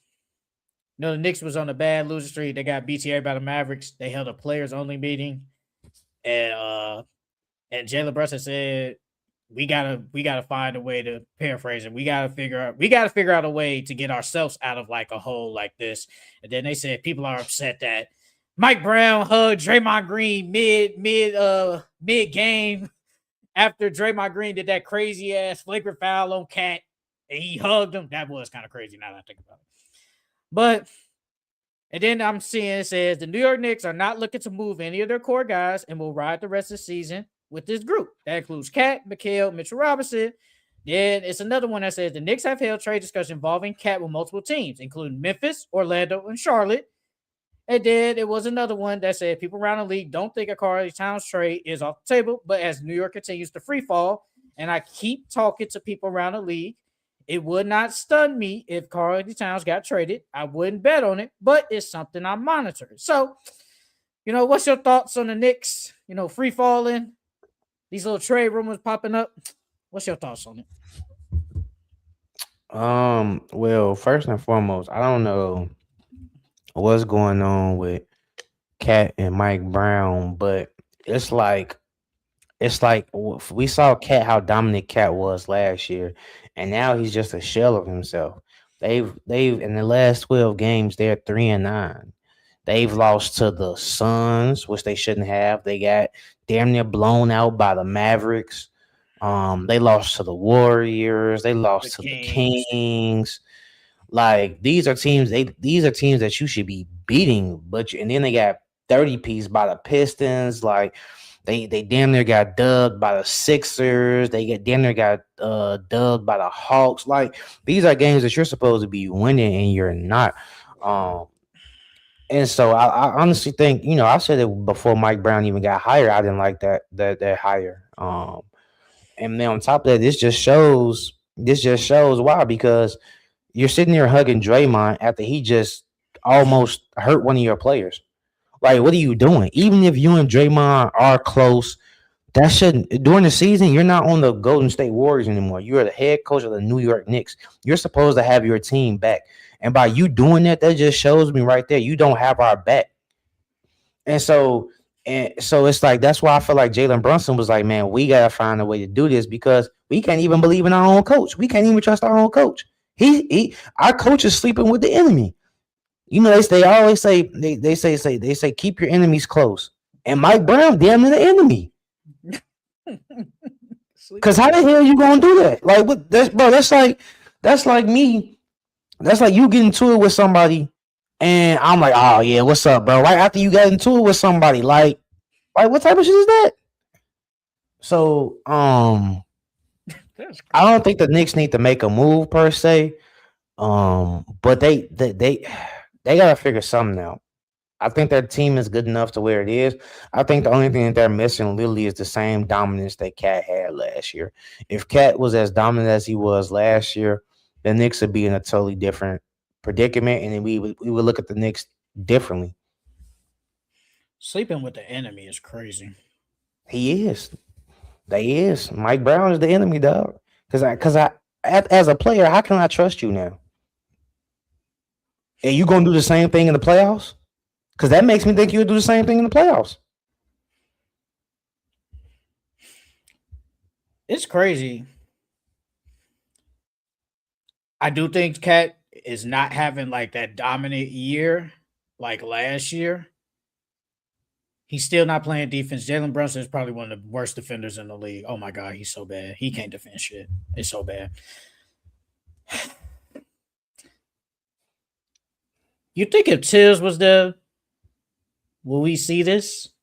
We ain't seeing no hugs, obviously, but it's like Tibbs, well, they probably got ejected, to be honest with you. But if Tibbs was there, you wouldn't be seeing Kolek play. You wouldn't be seeing Clarkson play. You wouldn't be seeing most of these guys play. So, I think the Knicks low key would have been better with Tibbs, if we being honest. Cat is only he's giving you 20 and 11. Let me see what last year, his first year. Last year he was giving you 24 and damn near 13. That's a big ass difference, bro. He was shooting 52 from the field, 42 from three. This year he's only shooting 46 from the field, 36 from three. Basically only hitting 1 3-pointer a game. Yeah, bro. Like that ain't Cat. You can obviously tell that's not Cat. He doesn't even play with the same joy he played with last year. But remember in the beginning of the year when he said, I'm trying to figure out what my role is in the offense. He probably still don't know what his role is in the offense. Probably just out there just hooping. That man Black Rolling funny. That man say ever since the finger in the butt yesterday, they've been downhill. They violated their star on the big stage. Says enough about the next team. What did Cat finger in the butt? When that happened? No. Josh Hart and Jalen Brunson. Oh yeah, at the NBA Cup. Yeah, that's crazy. Ever since because Black Roden just said he said ever since they won the NBA Cup, they've been 2-9. Shaking my head. Mike Brown has never been the answer. He was only successful in a franchise that was already winning before he got there. But I feel like Cavs team. I mean, Mike Brown, look, Mike Brown got the job because he turned around that Kings team for a year and a half. For a year and a half, he turned around that Kings team. They was like, "Ooh, Mike Brown, you the answer. You playing the bench, but we out here struggling." Like the Knicks, because I saw a picture where they was like, after they 50-piece the Nets, they was like that players only meeting work. No, it's the Nets. And you know what's crazy? That nigga, I think Brunson played like 30-something minutes. OG played like 30-something minutes. Cat only played like 21 minutes. So how the hell you playing OG and Brunson 30-something minutes, but you can't play Cat 30 minutes? And he wasn't in foul trouble. OG played 30, Cat played 20, Josh Hart played 25, Mikal played 25, Jalen Brunson played 31. And McBride played 19 off the bench. Like, come on now. So you telling me Cat couldn't get 30? You played the rest of them guys 30 minutes, but Cat couldn't get 30? He's your second best player. Yeah, like you 50 pieces in the nest don't tell that ain't mean nothing, man. Beat these other teams out here, bro. Beat these good teams. Like you said Mhm. earlier, you got 30 piece by the freaking Pistons. It's like we thinking like, oh, this could potentially be a Eastern Conference Finals preview. Mm, okay. You got beat down on Martin Luther King Day by the Dallas Mavericks.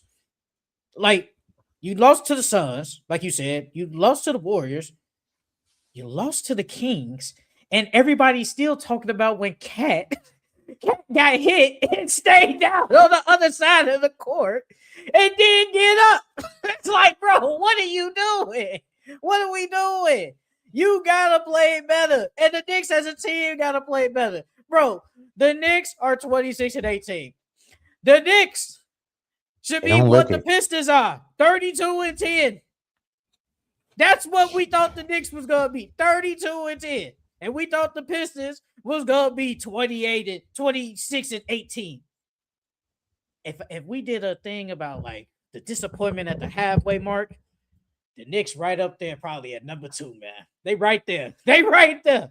Because them niggas right there, they bad. They are not looking good. They are definitely a disappointment. They got to get it together, bro. They do not look like a championship team right now. They don't even look like a contender in just the East, period. Like it looks like the Pistons are just clearly better Be than you right better. now.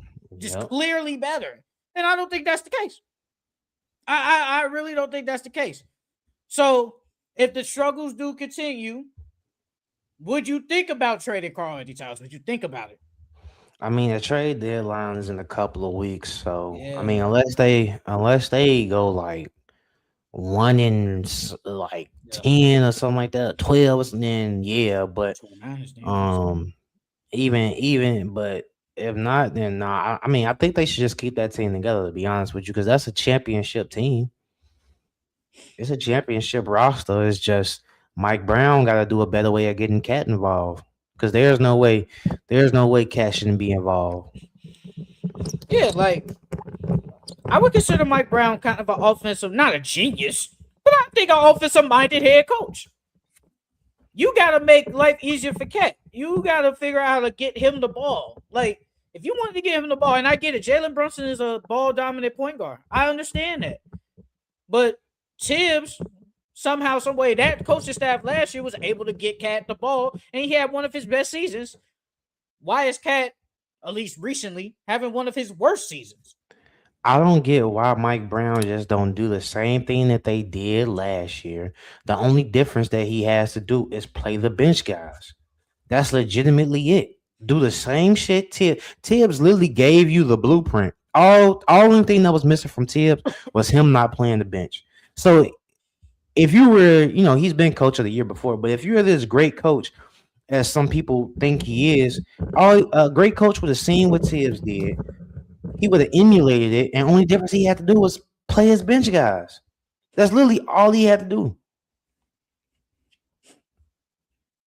Mike Brown, you gotta do better. Hey, if somehow, some way, right? If the Knicks lose in the first round, could they fire Mike Brown after 1 year? Yes, yes, Man, because fire this was Mike. supposed to be an Eastern Conference team. This is supposed to be a finals team, and Tibbs got y'all there. Tibbs got y'all there, and it's literally a better roster, and you couldn't get us back. So yes, he has to go. He has to go. Damn. Fire Tibbs, then fire Mike Brown after 1 year. Damn, be paying well, technically you'd be paying 3 coaches. Shit, the Bucks damn near finna be paying 5. And that's why the Bucks ain't a good organization. That's why they're not good. What else you got? I got about 3 more things. The first one, Giannis booing the fans. Did you see that? Um, after I think it was after the who did they just play? They just played the Thunder. Thunder. the Thunder. Yeah, after they lost to the Thunder, the fans were booing, and Giannis booed back. And that showed me right there that Giannis is literally mentally checked out. And then his comments after the game talking about He doesn't understand, why we still playing like this. Guys aren't playing hard enough. So comments like that, and then seeing him boo the fans, that just shows me Giannis is one mentally checked out, and that makes me wonder if Giannis is actually going to speak out and demand that trade now. Because he's went on record saying, "Oh, I'm not looking for a trade. I'm a buck. I'm here to stay," and all those things like that. But you booing the fans and your comments after the game, that doesn't tell me you want to be there. And then not after this game, but like a couple of days ago, when a reporter asked, like, how long do you anticipate staying with the Bucks? He said, I don't know. I take it one day at a time. The fuck you mean you take it one day at a time? If you want to be here, you say you want to be here, brother. The rest of your career, you would say, "I want to be here the rest of my career." What you mean? I don't know. What do you mean? I don't know. I'm like, brother, see, you thinking Giannis be trolling low key. Giannis be trolling us. Trolling. And then he called his teammates out for being too selfish. Yeah, so it's like you don't say these things if you want to be there. Because he said something about he only had like 3 shots or something. Where it was after last night's game too. Man, let me see if I can find Giannis should be taking them there 30 shots. He said only having 11 shots. I said, I don't understand. Maybe because we're young, maybe because we're not playing well, maybe because God's stick is their turn. What? What are we doing? What do you mean? I get it. You guys take more than 11. Because I think at half he only took 3. Boxing them up ain't doing nothing. And I'm like, yeah, bro. I'm like, bro, talking about some we're young. And then there's that video, Doc Rivers trying to talk to him. He walked straight past that man. Ain't saying I ain't got nothing to say to you. Because when Adrian Griffin was here, we wasn't losing like this. They did get rid of Adrian Griffin because they weren't messing with him, man. They weren't messing with him. And now I guarantee you Giannis regrets that. Well, I mean, you got Doc Rivers, man. Proven head coach, man. Won championship with the Boston Celtics in 2008. I'm just saying. 20 years ago. No, facts. Hey, he is living off that one championship, though. But now, though, like Giannis, I don't know. Now they're talking about it's more likely they split in the offseason. About damn down. They should have been did that. I think they should have split this past offseason. Why are we waiting a year later? Giannis got to play better, man. He got not play better, but, man, you got to stop trolling. You either want to be here or not. Pick. Because, honestly, I think we waiting on Giannis. Once we waiting on the Giannis domino to fall. But he holding everything up. Your Chicago Bulls are thinking about trading for Zion Williamson. I ain't mad at it. Zion and the Josh Giddey duo. I mean, that's kind of nasty because Josh Giddey shoots more than Zion, but Josh Giddey ain't no knockdown shooter. But so I wonder how that's gonna look. But I feel like that'll be a step in the right direction, though. The only thing is, Zion doesn't stay healthy, and what are you gonna put around them? Because trying to build a championship team around those two, it's gonna look kind of ugly. It ain't gonna be the smoothest rebuild. Man, look, I'm telling the Pelicans, look. I would rather trade Murphy. I ain't mad at that. I'm telling them, look, you're getting Patrick Williams off rip. He going in the trade. You gotta make the money match. I throw you Dylan Terry. I throw him in there. I give you a 28 first round pick. I give you that. Maybe somebody else for Zion. We cooking, but you gotta take Patrick Williams back. But now though, Zion on the Bulls, I'm cool with it. I think the Bulls. It's just time to just make a splash. Yeah, and then he could turn into a superstar. So. And then he'd be an attraction for sure. Big name in Chicago. And did you see that the Wizards are thinking about trading for Zion? Trade duo Washington. Zion trading with Alex Sarr. Yeah, I ain't I'm mad not at that. mad at it because the Wizards Nah, I ain't mad. need like you need those type of players like this. Way like they the ones that need to make the trades. If you trade for Trae Young, Zion, and he's trolling. Yeah, Francisco trolling, bro. Like stop the '96 Bulls, bro. The '96 Bulls were been they would over, beat them by 50 easily. been over, no lube. This 2025 Wait, year. hold on. What's the highest amount the Bulls gave up this season? Was it like 138, 145 or something like that? What was that? 145, 142, something like that. The Bulls, the 96 Bulls damn near scored 200. 200 is crazy. They damn near scored 200. 200 is crazy. I Mike have don't no Mike clue who's. Mike might do Wilt numbers. Mike might drop 100 himself. Oh, you ain't gonna be impressed by that though. What, by Mike dropping 100? Yeah. Hell yeah, I would. Nigga, 100 points? 100 points. But when I wait, no, because when I asked 100 points. When I asked you about the Kobe 81 against the Raptors, you said that's not impressive because that's a weak team. Gee, 100 points. And I said if we dropped it, and I said if somebody drops 100 and it's against a weak team, you said that won't be impressive because it's a weak team. Nah, I ain't say that. I ain't say 100 points when bro, 100 points. That's a record that nobody would ever thought would have been broken. 100 points. A one player scoring 100 points is crazy. LaMelo damn near scored 100 points, and that was in high school, and he was cherry picking. Was that impressive? No, because he was cherry picking. He was cherry picking, dude. I mean, it's what was that, like 80, 90, something like that? Yeah, I think he had like 90 something. He was cherry picking though, so nah. I wouldn't mind Zion on the Wizards. I think it'd be a good move. I like it. What else you got? After this, I got one more. But Ant said that he wants to play Wemby in a 1v1. So my question to you is Ant versus Wemby. Who win in 1v1? You know what's crazy? I'd probably give it to Ant. And the only reason I give it to Ant is because I saw Kyrie. Ant ain't Kyrie. But I'm saying Kyrie was definitely getting past Wemby in the All-Star game last year. And I think Ant can be similar to get past Wemby again in the All-Star game or a 1v1 if they ever do it. I would low-key pick Ant.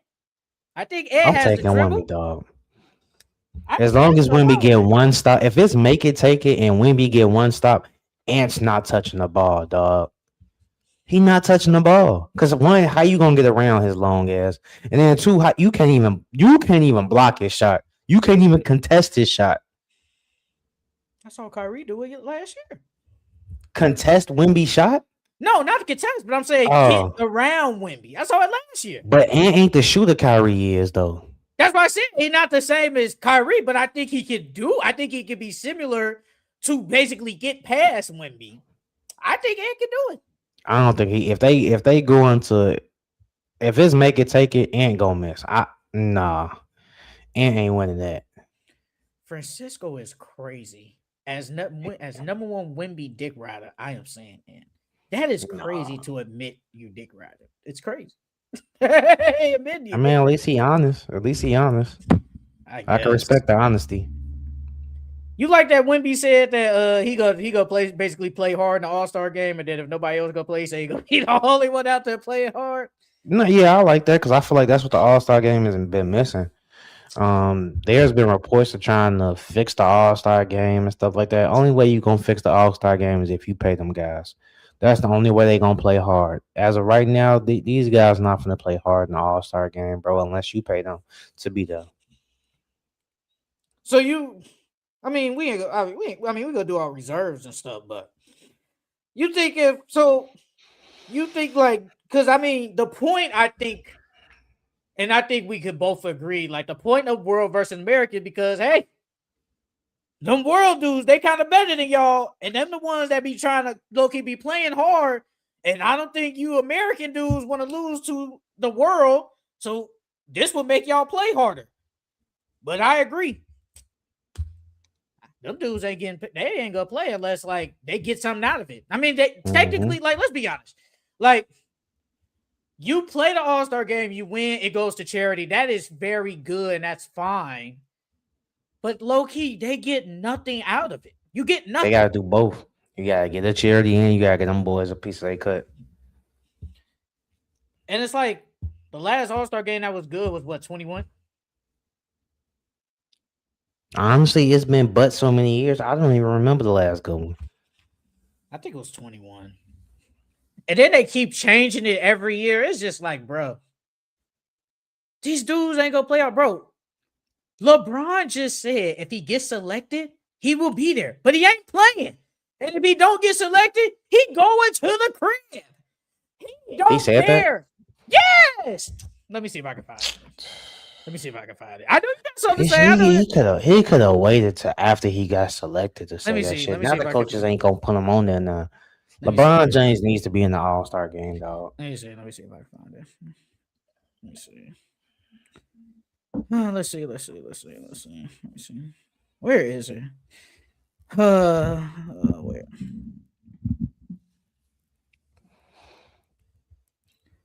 Let's see. Bro, where is it? I put LeBron James All-Star now. I can't find it. They showing me shit from last year. Bro. Well, while you look for that, the last thing I got is NBA. The NBA released the top jersey sales so far throughout the season, and we got Steph at 1, Luka at 2, Brunson at 3, Victor at 4, Bron at 5, Ant at 6, Shea at 7, Tatum at 8, Jokic at 9, Maxey at 10. And then you got Coop at 11, KD at 12, Giannis at 13, Cade at 14, and Donovan Mitchell at 15. Does any of them surprise you? Or like I would say Maxey. I'm glad Maxey getting love. Top 10? I'm glad he's getting some love. That is, I would, if you would have told me at the beginning of the year Maxey would be a top 10 jersey sales player, I would have said no. I'm shocked at Tatum. 11? Yeah, I'm shocked at Tatum only because he's been injured. That's the only reason. You know, I'm not that shocked because he's still probably the best American player in the league, low-key. I mean, he's not playing. Bro. Oh, my God. K being at 13, that surprised me, too. Cade is at what? 13. No, 14. My fault. 14. He's at 14. Giannis is at 13. The Giannis one surprised me too. I thought Giannis would have been a top 10. I thought K would have been lower than. I mean, top 20 for sure, but I'm surprised he was at 14. I'm surprised Giannis is that low. KD being at 12, that doesn't surprise me. Bobcats 2012 over the 96 Bulls. Bro, 2012 team, what was that? Al Jefferson, Kemba. Oh, Michael Kidd-Gilchrist. Oh, that nigga was ass. Man, he's ass. He's garbage. He went out, number 2? Yeah, behind AD. He went in front of Bradley Beal because I think Bradley Beal went 3 in front of Dame. Man, it's bad. Okay, this is what LeBron said. He said, LeBron don't play in an All-Star game. He said, if I'm there, I'll be there in attendance. If I'm not, I know I'll be able to take full advantage of it. I know exactly what I'll be doing, so I'm good either way. That man don't care no more. He don't care. Oh, I'm trying to find Gabe Vincent jersey sales. They don't even pop up nothing. I ain't shocked. Oh my God. I ain't shocked. But no, though, bro. Nobody want to play that damn. Nobody want to play that All-Star game, bro. Bro, like the All-Star game. I mean, look, I'm gonna tune in, see how it is.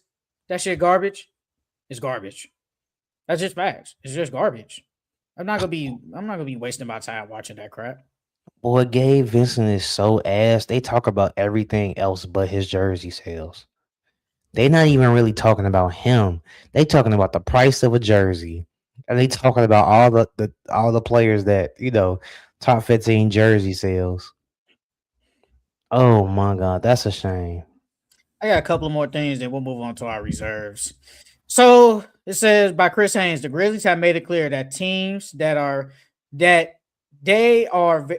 teams that they are very comfortable keeping John Morant. And then John Morant did say that he wants to be loyal. And then it says John Morant has made it very clear to the Grizz he does not want to be traded. Then it was a report saying what the Miami Heat are going to try and trade for John Morant, Terry Rozier, and filler. They think they slick. You have been the advocate for John Morant to not get traded, and he has come out and said he doesn't want to be traded. They're probably looking at, I think they're at the point where it's like, if we don't get like a decent offer, we're happy to keep him. We don't mind keeping him. So what's your little thoughts on that? So like I've been saying from the get-go, I don't think that they should trade Ja. I mean, and then I seen another report talking about they should blow up, or they're thinking about blowing up the whole entire thing, trading Ja and Jaren Jackson. But if the Grizzly organization wants to be anything relevant, I don't think they should trade Ja or Jaren Jackson. And then on top of that, but I mean, if your guys don't get a top 3 pick next year, I don't see it. I mean, there's some good guys coming out in the next year or two, but I don't think you're gonna get anything like a Ja Morant. You know what I mean? Or maybe you can get another Jaren Jackson, but I don't think you're gonna get another star player like Ja Morant, or another game changer like Ja Morant. Your best bet is just to keep him. Unless you get like a crazy deal for him. If you get something that you literally cannot refuse, then okay, yeah. But if not, I wouldn't just trade Ja for anything. If you got the chance and can get something back for him, I say do it.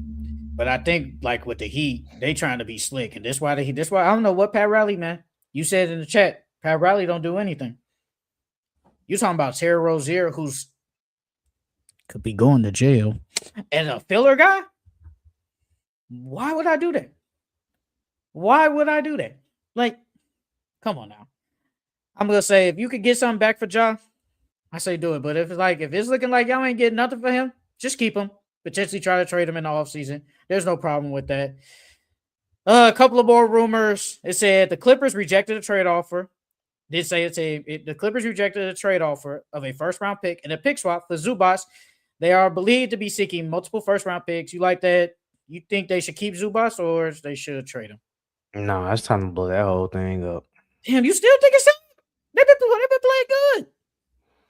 It's time to blow that whole thing up, man. Damn, I thought you would think differently now. They've been playing decent. I know Kawhi is kind of hurt now, but damn. Yeah, Kawhi back hurt. Like, bro, it's about that time. Blow. And then they don't got no draft picks for they don't have no draft pick this year. I don't think they have one next year either. So blow it up. Try to get some picks back so you can at least try to turn your franchise around the next 4-5 years, bro. Because as of right now, y'all ain't got nothing good going. Francisco, if Trae Young, Trey Val, CJ McCollum, John Morant price is probably bitch might be on. No, that's crazy. It ain't that low, brother. That's crazy. Bitch might be on, but it's crazy. Is he even still in the league? I think he's on the Spurs. Yeah, he is on the Spurs. You're right. I think he's on the Spurs. Yeah, he is. It says the Nets and Cam Thomas are headed toward divorce, but I should be on Cam Thomas. With every sign pointing toward his time running down Brooklyn, he's lost his starting job, seeing his playing time reduced, and neither situation seems about to change after their failed contract negotiations this past summer. Forget the honeymoon being over. Every sign is pointing toward divorce. Brad, Angela, Prince Charles, and Lady D. Now Thomas in the Nets. Most league observers that spoke with the Post see it as a foregone conclusion, whether it's a February 5th trade deadline or offseason. I'm not going to lie. I've been seeing a lot of people say Cam Thomas should just be like low-key just a 6-man. Just come off the bench and be an instant bucket. Yeah. Like, because he has lost some minutes, and I think it's because like he's not a good defender. And you can say the same thing about Michael Porter, but Michael Porter does do a lot of more things than Cam Thomas. Cam Thomas, he rebounds. He can rebound. He averaging 3 assists. That's his career high. Cam Thomas don't pass. He don't play defense. He's just a bucket. Like, I think if he did at least try on defense, he will probably be starting, but he don't. But Cam Thomas, I think he's an okay player. He's just a bucket. There ain't nothing wrong with that. He's just a bucket. I ain't gonna lie. I don't know what team would like to have him. What if he was on the Warriors? No, Damn. I'll say maybe the Magic. Because they still need some more scoring off the bench.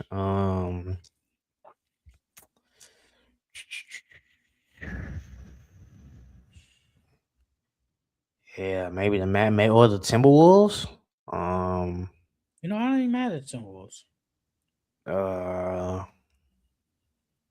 that's the only thing I can think of. I ain't mad at Timberwolves. Okay, this is basically my last thing. So I did read about the cat thing. So when they was talking about multiple teams, you like cat on the Hornets, Magic, or the Grizzlies? Because those were the teams that interested. Let me see. I like him on the Magic. I think it's cool him being on Magic. I think they need some type of big man that can stretch the floor for Paulo and Franz. Yeah, I've been calling for that for the longest. Him on the way Magic Wendell. would be really good. Him on the Magic would be really good. Him on the Hornets wouldn't be bad, but I don't think that's what the Hornets need. Um, the Hornets need like a Jalen Duran type of player. I wouldn't be mad at him on the Grizzlies either, though. With him, Ja, and Jaren Jackson, I think that could work out really well. But yeah, the Magic is definitely the best fit. All right, that's it. Let's move on to our all-star reserves, but let's start with the starters. We uploaded our starters. You know, it was a lot of the same, but some people differently. But the starters were in the East: Giannis Antetokounmpo, Kay Cunningham, Jalen Brunson, Tyrese Maxey, Jaylen Brown, and in the West, it was Luka Doncic, Nikola Jokic, Steph Curry, Victor Wembanyama, and Shai Gilgeous-Alexander. Before we do our reserves, did you have any problems in either the East or the West? Okay. Steph should not have been on there. Ant should have been on there. Ant should have been a starter. That's the only thing that I really had a problem with. Ant should have definitely been a starter. I think they need to go back to a position, bro. Because the American team, bro, it's literally all guards out there. Yeah, because legit all guards. Because if they do it like this, because it's gonna be obviously it's gonna be they're gonna split it up.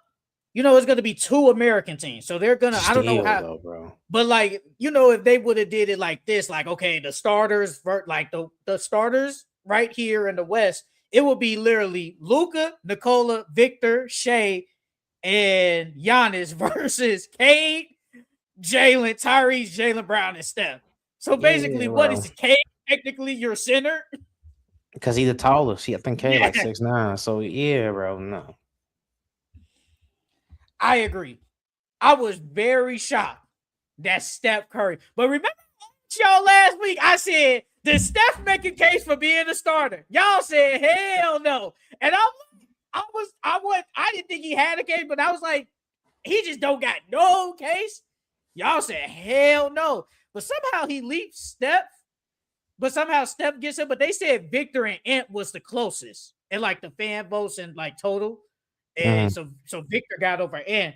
But my thing is, Ant has been playing amazing. Like, am I tripping? Like, bro, Ant, because like I still got the thing, bro. Bro, Ant is shooting 50 from the field and 40 from the three-pointer this year. And basically giving you 30 points per game. Steph is only giving you like 27. And Ant's been more healthy than Steph. So I was shocked, but I guess I don't mind. This is the fans and stuff. So, fans love Steph Curry more than Ant. I get it. It's understandable, but at some point we got to reward like the guy who's just playing better. And he got the better record too. I don't think that matters in the fan vote. It's just like who's playing better. Ant is playing better than Steph. Just is. To be honest, I think they need to change that, bro. Because it's 50% fan vote, and there's 25 players, and then 25 media. I think it needs to be. I think it needs to be switched. I think it needs to be 25 fan, 25 media, and 50 players. I don't know about 50 player. I mean, the players actually know who's been playing on the all-star level, though. They go Yeah, against these guys night in, night out. And the media can be biased, and the fans are definitely biased. So it's players can like be a biased too. yeah, they can, but I feel like players would be more real about it than they would the media and the fans. Like, the only reason I say players shouldn't get 50 because hypothetically, you think Draymond voting for Rudy Gobert, even though Rudy Gobert probably deserves, say, a starter in that time? Not like if Rudy Gobert is playing like an all-star starter level in that time, you think Draymond Green vote for him? I mean, no, Yeah, that's what no, I'm saying. That's what no, I'm saying. but I mean, yeah, Draymond now might vote for him, but But some people probably don't like Rudy. there's still 540 players in the NBA right now, G. So everybody's gonna get a chance to vote. So just because Draymond don't think Rudy should be there, there's still another 500 plus players that's still voting. But it's still but you still gotta do what you because you did 50 player, then you gotta add the fans in there, then you gotta add the media in there, and then if hypothetically, if some players don't like Rudy, they ain't gonna vote for Rudy. Rudy could be having an all-star starter type year. They ain't gonna vote because they just don't like him. They just don't like him. Then But media, the way the then if fans doing it, that's not it though. no, I agree. I've been saying like some of the I always say like as the fans, we don't know. Because I felt like last year, I thought LaMelo Ball was probably playing one of the best guards in the NBA at that time when he was voted. And he had like the most votes or something like that. He didn't even make the All-Star team in general. So, I mean, I agree. As fans, we really just don't know. But yeah, I agree with you. And should have been a starter over Steph at least. Everybody else, I'm cool with. I knew what the East was gonna be in the West. I'm cool with it. So I do want to ask, how did you do this? How did you do your? Because I was gonna text you and be like, how did you do your reserves? Because I didn't do like East and West. I didn't do that because that's really not how it is. It's gonna basically be. I think it's because. Yeah, it's gonna be basically. It do gotta add up to 24 teams, but it's basically gonna be like probably like 7 on one American team, 7 on the other one, and probably say 9 or 8 on the world team. So I basically did it like I picked like the next because it was five Americans, and I basically picked like the next like 10 or something Americans. That's how I did. And then I picked 3 world players to go with the 5 world players. That's how I did it. That's just how I did it. So I don't know how you did it. I don't know how you did yours. Oh well, how I did mine was I just took I just took the remaining players basically from the ones that didn't make the starters. So you did you do like okay, this many Americans, then you did this many worlds? Yeah. Okay. All right. Okay. Let's start with the world team. Let's start with the world team since that's the shortest one. Let's start with the world team. So obviously we know in the world is going to be Giannis Antetokounmpo, Luka Doncic, Shai Gilgeous-Alexander, Victor Wembanyama, and Nikola Jokic. Jokic. So that's 5 right there. So I got 3 world players. I didn't put. Some people might have 9 because it do got to add up to 24. So my 3 world players. Wait. The whole entire All-Star thing I add 24, right? Yes, in total. It has to be total of 24 players, but it's probably going to be at least, depending on how you did it. So, like, you can say have like 8 worlds or 9 worlds and then take off how many Americans to, if you get what I'm saying. It's so weird and different. Okay, so my 3 world players that I have, I got Jamal Murray, give you 26, 4, and 7. He deserves, like, come on now. He been hooping all year. He finally gets his All-Star nod. I got Denny Avdia, giving you 28, 7, 7. He might be a free throw merchant, but that's neither here nor there. He been hooping for the Blazers, got them in the play-in. He deserved on there. I don't know if you did have Cat on the World or the American. I just put Cat on here. I put Cat, Pascal Siakam, and Lauri Markkanen. But my final world spot is Alperen Şengün. 21, 9, Hmm. and 6, 51 from the field, been hooping for the Rockets. Arguably the best player on that team. You can argue with him or Kevin Durant, but whatever. But those are my 3 world reserves: Jamal Murray, Denny Avdia, and Alperen Şengün. Yeah, I picked three world players, and mine was Sengun, Denny, and Jamal. Same, bro. I felt like I saw some people say Pascal should have been on there. Pascal should be on there in the world. Yeah, Pascal been hooping, but I feel like them guys been playing better. Only other person I would really say probably make a case is Lord. Lord is the one Yeah, that I I had probably say Lord. makes the biggest case. He been missing a decent amount of games. I think they just like sitting him. They tanking. Like he hasn't played recently. Let me see something. 1, 2, 3, 4, 5, 6, 7, 8, 9, 10, 11, 12, 13, 14, 15, 16, 17, 18, 19, 20, 21. Okay. Okay, yeah, but well, yeah, with the world, I felt like the world might be easy. Yeah, some people might put Cat. We talked about Cat earlier, ain't having the greatest season, but it's like is Cat only gonna be on Americans or the world team? I don't know, but I can't put him over Sengun. Damn near probably can't put him over Lori. Damn near probably you could argue Pascal. I think Pascal hooping to change his ass. Like he's playing good, just team sucks. But yeah, so we both got Alperen Şengün, Denny Avdia, and Jamal Murray. Okay, let me see. Before I go, because I want to make sure I'm doing this right.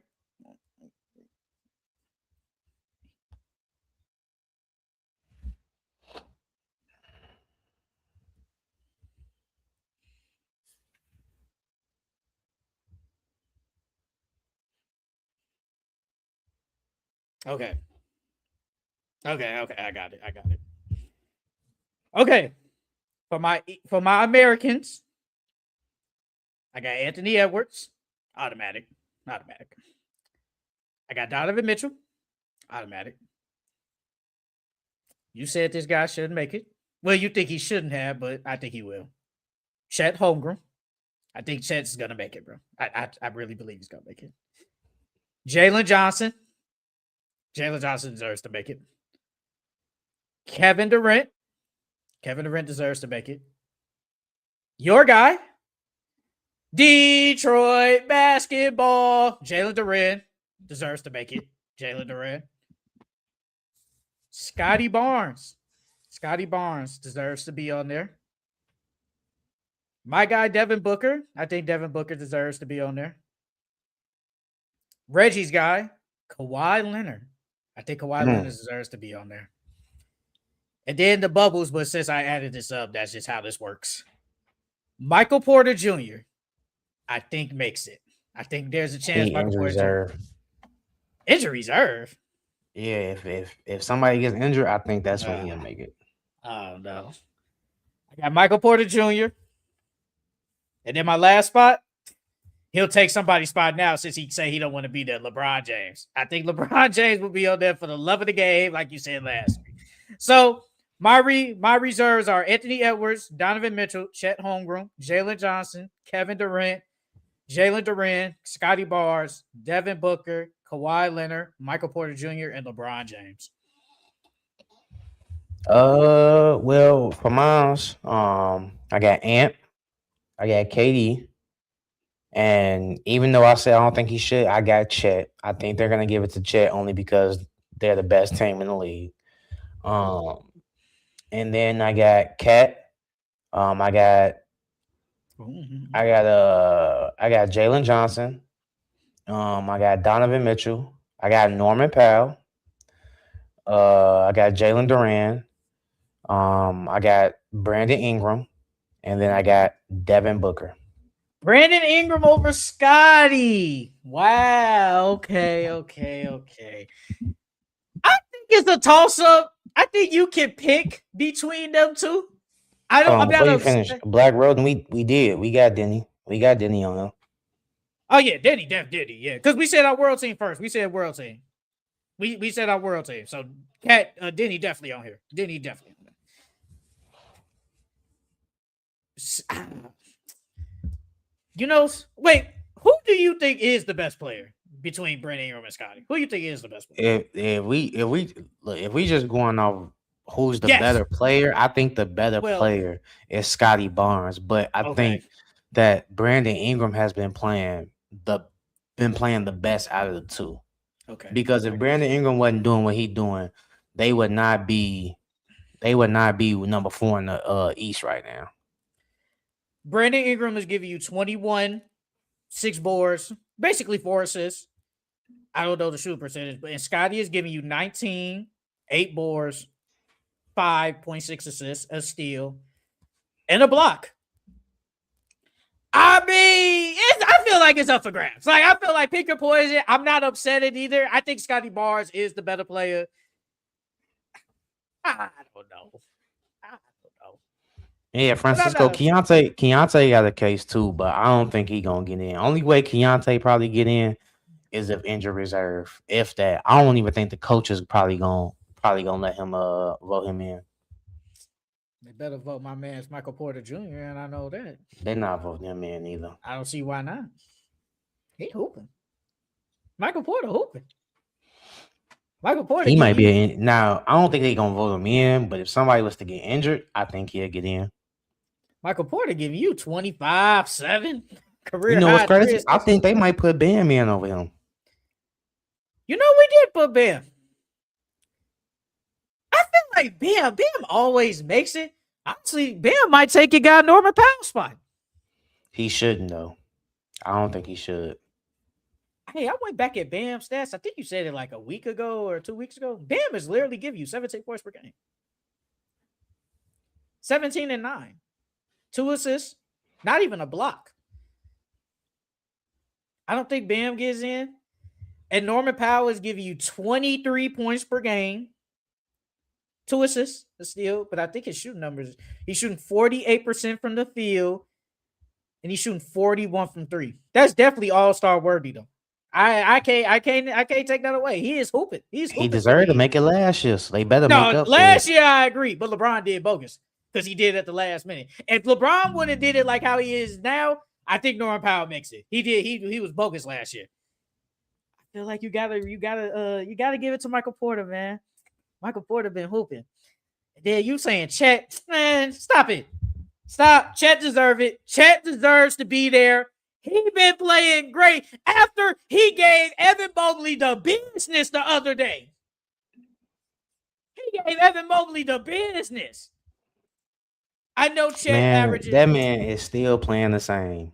He's literally still playing the same as last year. The only difference between last year and this year, he's averaging 2 more points. That's about it. But he's literally playing the same. Chet is giving you 17 points, 8 boards, an assist, 2 blocks, 57 from the field, shoot 38 from the 3. See, man, it's the 17. That's the same numbers last year. Them his same numbers last year. That's fine. But the fact that you just said it, they're the best team in the NBA. You gotta give. When you're the best team, you gotta give them 2 All-Stars. You got to. And J-Dub been butt and he hurt. So you can't give it to him. So you gotta give it to Chet. Chet deserve it, bro. Chet deserves it, bro. Come on, man. Only reason why he getting in is because the Americans need some damn bigs. That's the only reason. And they probably want to see Chet versus Wemby. Let's thought about it. You didn't have LeBron because last week you said LeBron gonna make it for. I did have LeBron. Oh, you did. I did say LeBron. Yeah. Oh, okay. I tweaked it. I'm like I didn't hear LeBron. Well, LeBron not gonna be in there. He gotta get up. He gotta be taken off for somebody then. Man, LeBron gonna make it. They better put him in there. But he's not gonna play. It don't matter. He still need to be on there. I don't know. Now it's crazy because he wasn't voted a starter, but I didn't feel like, oh my God, LeBron's not a starter. I feel like now it's just like if he don't make it, I ain't gonna go to war. No, but I think he deserves to make it though. It's for the love of the game, man. LeBron James has made the All-Star game every year besides his rookie year. Yeah, basically. He's made it our whole life, basically. Damn near. So it's like, bro, It's his last 2 years, bro. Just vote him in. Keontae George does make a case, bro. He hooping. He is playing really Especially after what he freaking good. did to the Timberwolves. See, man, it took him a minute, bro. It took him what? Because this is year 3, I think. It took him a minute. Man, he out here playing really good, like how he was at Baylor. Because I was like, when he was at Baylor, I'm like, he good. I gave up on him early. But he proved me wrong this year. I'm not gonna lie, he definitely proved me wrong. Bam Adebayo, not even the best BKB player on his own basketball player. Yeah, Asia dog him. Asia would dog him.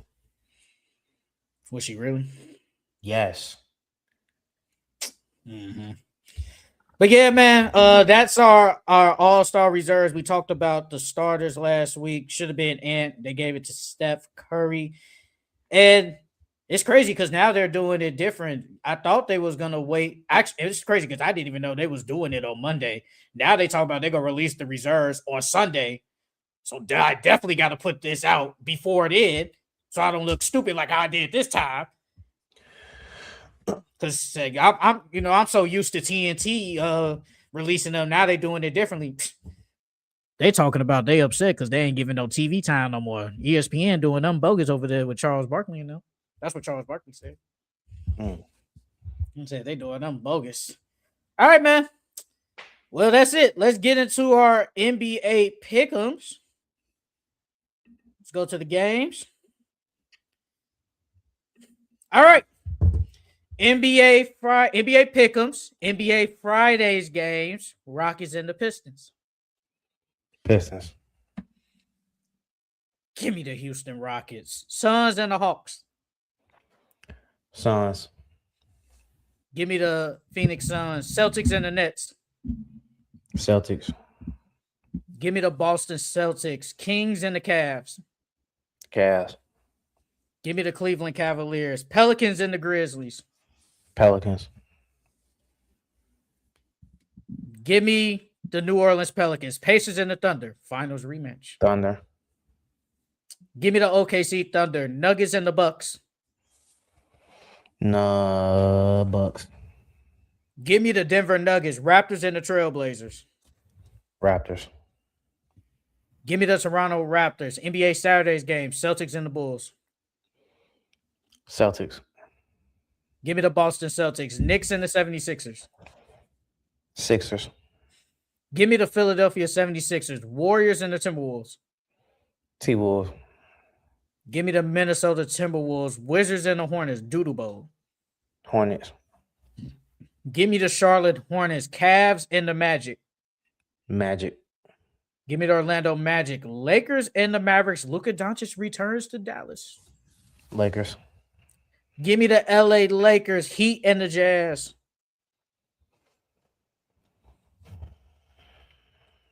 I'm going to go Jazz.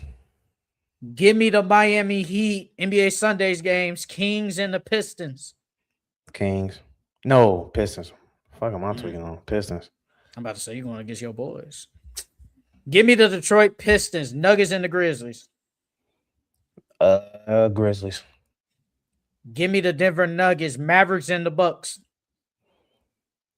Mavs. Give me the Dallas Mavericks. Raptors and the Thunder.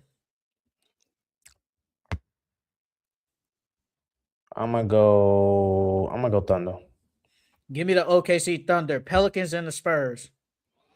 Spurs. Give me the San Antonio Spurs. Heat and the Suns. Heat. Give me the Phoenix Suns. Nets and the Clippers. Clippers. Give me the LA Clippers. NBA Mondays games. Lakers and the Bulls. Lakers. Give me the LA Lakers. 76ers and the Hornets. Sixers. Give me the Philadelphia 76ers. Magic and the Cavs. Magic. Give me the Orlando Magic. Pacers and the Hawks. Hawks. Give me the Atlanta Hawks. Trailblazers and the Celtics. Give me the Blazers. Give me the Boston Celtics, Grizzlies, and the Rockets. Rockets. Give me the Houston Rockets, Warriors, and the Timberwolves. Timberwolves. Give me the Minnesota Timberwolves. NBA Tuesdays games, Trailblazers, and the Wizards. Blazer.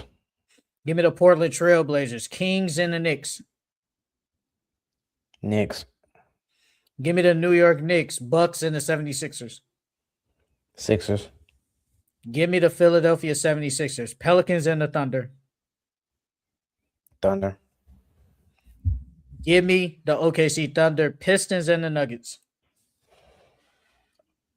Pistons.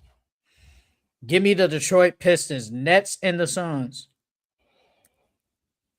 Suns. Give me the Phoenix Suns, Clippers, and the Jazz. Jazz. Give me the LA Clippers, NBA Wednesdays games, Bulls, and the Pacers. Pacers.